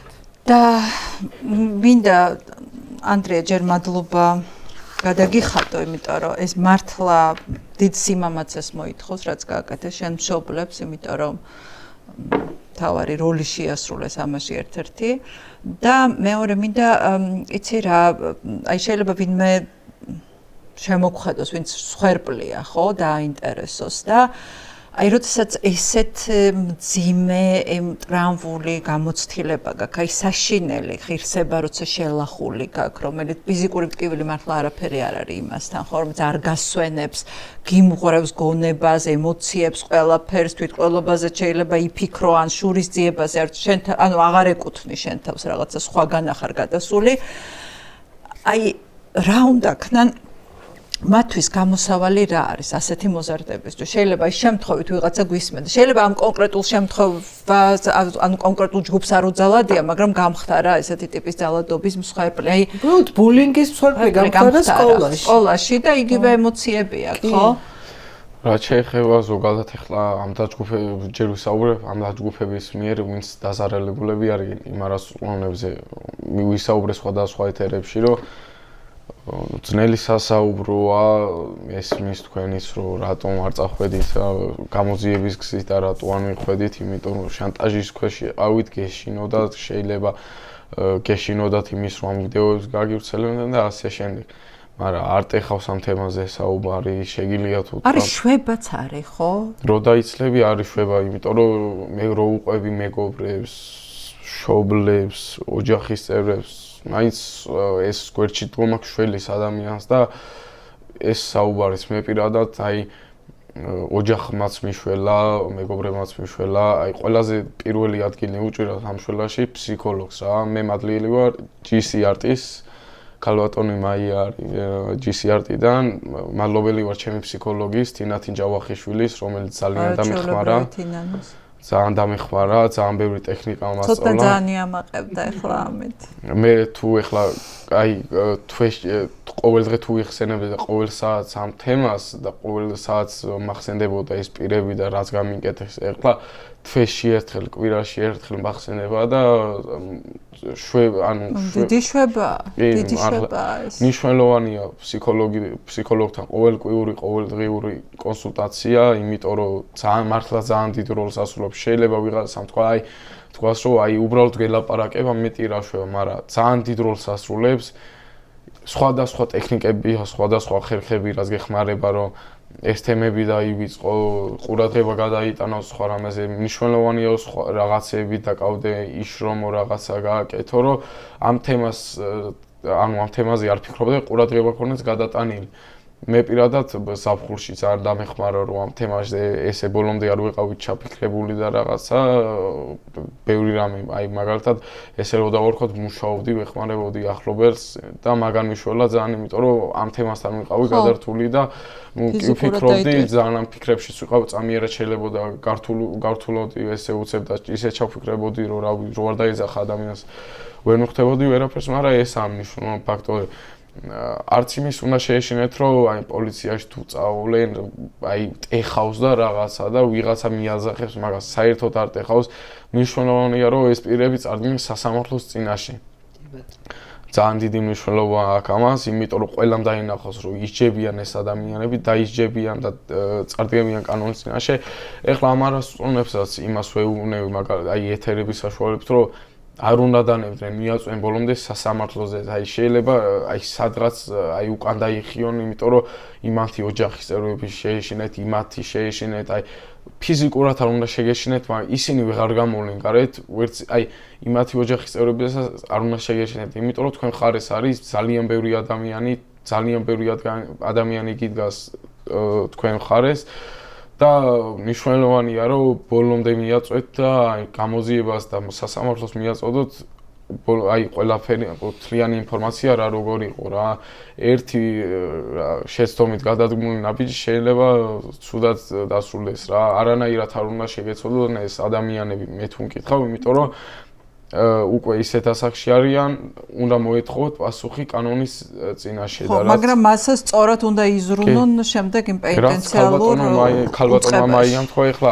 10 12 11 წლის და 13 წლის ბავშვები არის სხვა რა და მაინც სწორად არ მიმაჩნია რომ სისხლის სამართალი 14 წლიდან იწყება იმიტომ რომ მაგან გაზარდა კრიმინალი საქართველოში და ეს სრულწლოვანი ხალხი მაგალითად აი ქუჩაში ვეხები მართავენ მოსაპარად რაღაცა და გამოიყენეს ცუდად ეს კანონი. აი 12 ეს არაჩვეულებრივი კანონი. 12 წლის ბავშვმა რო ვიღაცა დაჭრას გაქურდოს მაღაზია და რაღაცა პასუხს არავინ მოთხოვს და არ ჩობელს ეკისრება პასუხისმგებლობა შეიძლება სახელმწიფო ფსიქოლოგი დაგინიშნოს, მაგრამ მნიშვნელოვანია სხვა ფაქტორები ჩობლებს დააკისრონ პასუხისმგებლობა იმ საკითხში რომ უფრო დიდი კონტროლი გაუწიონ, თვითონ სახელმწიფომ შეძლოს ეს რომ დიდი კონტროლი რაღაცნაირად, იმიტომ რომ ეს უფრო გაზდის კრიმინალს საქართველოში თუ ეს თემა არ მოგვარდა და უფრო ბევრი ცუდი რამე მოხდება რა. ამან გაზარდა მართლა საქართველოში კრიმინალი და ამან დაღუპა, იმიტომ რომ ამ ბავშვებს იყენებენ როგორც პაიკებს და მართავენ ესე რა. არ უნდა იპარავდეს ბავშვი, აი არ უნდა შედიოდეს პატარა ბავშვი, არ უნდა იპარავდეს რაიმეს, არ უნდა ჭრიდეს ადამიანს, არ უნდა ქონდეს მიდრეკილება ამ დანაშაულებისკენ, იმიტომ რომ მნიშვნელოვანი და რაც შეეხება სოციალურ ქსელებს და სივრცეს, რაც ქალბატონმა მაიამ თქვა, აღსანიშნავია რომ დიდი კონტროლი უნდა ამ ყველაფერს. ყველაზე ბილწი აპლიკაცია მაინც ტელეგრამი რჩება და უკონტროლო და სახელმწიფოსაც შეუძლია ამ საკითხს ჩაირიოს, რომ როგორც აი ამერიკაში ტრამპმა აკრძალა რაღაც აპლიკაციები, ისე შეუძლია თაქას ჩაირიონ, მცირედი აკრძალვები რაღაცეებზე გააკეთონ, დიდი კონტროლი უნდა მშობლებისგან. ჩემ თვალში სწორი არის რომ მშობელმა უმოწმოს რაღაც გარკვეული ნაწილით შვილს ტელეფონი, იმიტომ რომ მნიშვნელოვანია რომ რამე აი თუ ეჭვები აქვს და ეჭვი გააჩნია მაგის, რომ რაღაცა შეიძლება ცუდ ჩადიოდეს და ასე შემდეგ რა.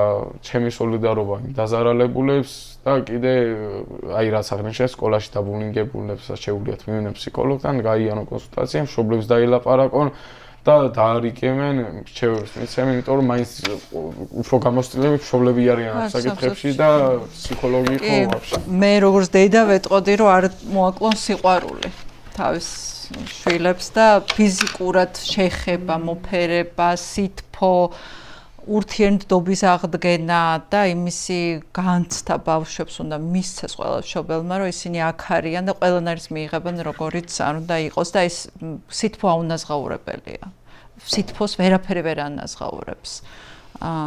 განსაკუთრებით დედის სითფოს და სწორედ ეს არის პრობლემა, რომ დღეს ძალიან ბევრი ბავშვი არის უდედოდ დარჩენილი ამ სოციალური პრობლემების გამო ემიგრანტებად წასული დედებისგან და უდედობას ვერაფერი ვერ ანაცვლებს რა. ამ სითფოს ვერაფერი ვერ ანაცვლებს და ეს არის ძალიან მძიმე გამოწვევა პლუს ამ ქვეყნისთვის, იმიტომ რომ ის დედას რაც შეგვიძლია გაუზიარო, შეიძლება ბევრს ვერ გაუზიარო და ის სითფო და ან დობა, რომელიც დედის მიმართ შეიძლება კონდეს და უნდა აქვს ბავშვს, ის ალბათ ოჯახის სხვა წევრების მიმართ არ ექნება. ამიტომ აქ კიდე სხვა პრობლემა შემოდის, ძალიან დიდი რაოდენობის ემიგრანტი დედების გამო. მოკლედ, ძალიან კომპლექსური პრობლემა და ძალიან სერიოზული. და მე კიდევ ერთხელ გთხოვთ რომ უთხარით ყველას რომ ეს გადაცემა უყურონ, იმიტომ რომ მშობლებმა იქნებ რაღაცა დაიჭირონ ისეთი, რაც მერე შემდეგ ძალიან გამოადგეთ თავიანთ შვილებთან ურთიერთობაში. ძალიან დიდი მადლობა მაია ცირამოა, ანდრია ხამაშურიძე და ომარ ფურცელაძე იყვნენ ჩვენთან ერთად. ანდრია, კიდევ ერთხელ ძალიან დიდი მადლობა. არაჩვეულებრივი, ძალიან ძლიერი ადამიანი ხარ, მართლა აღფრთოვანებული ვარ. მოკლედ, მომავალ შაბათამდე.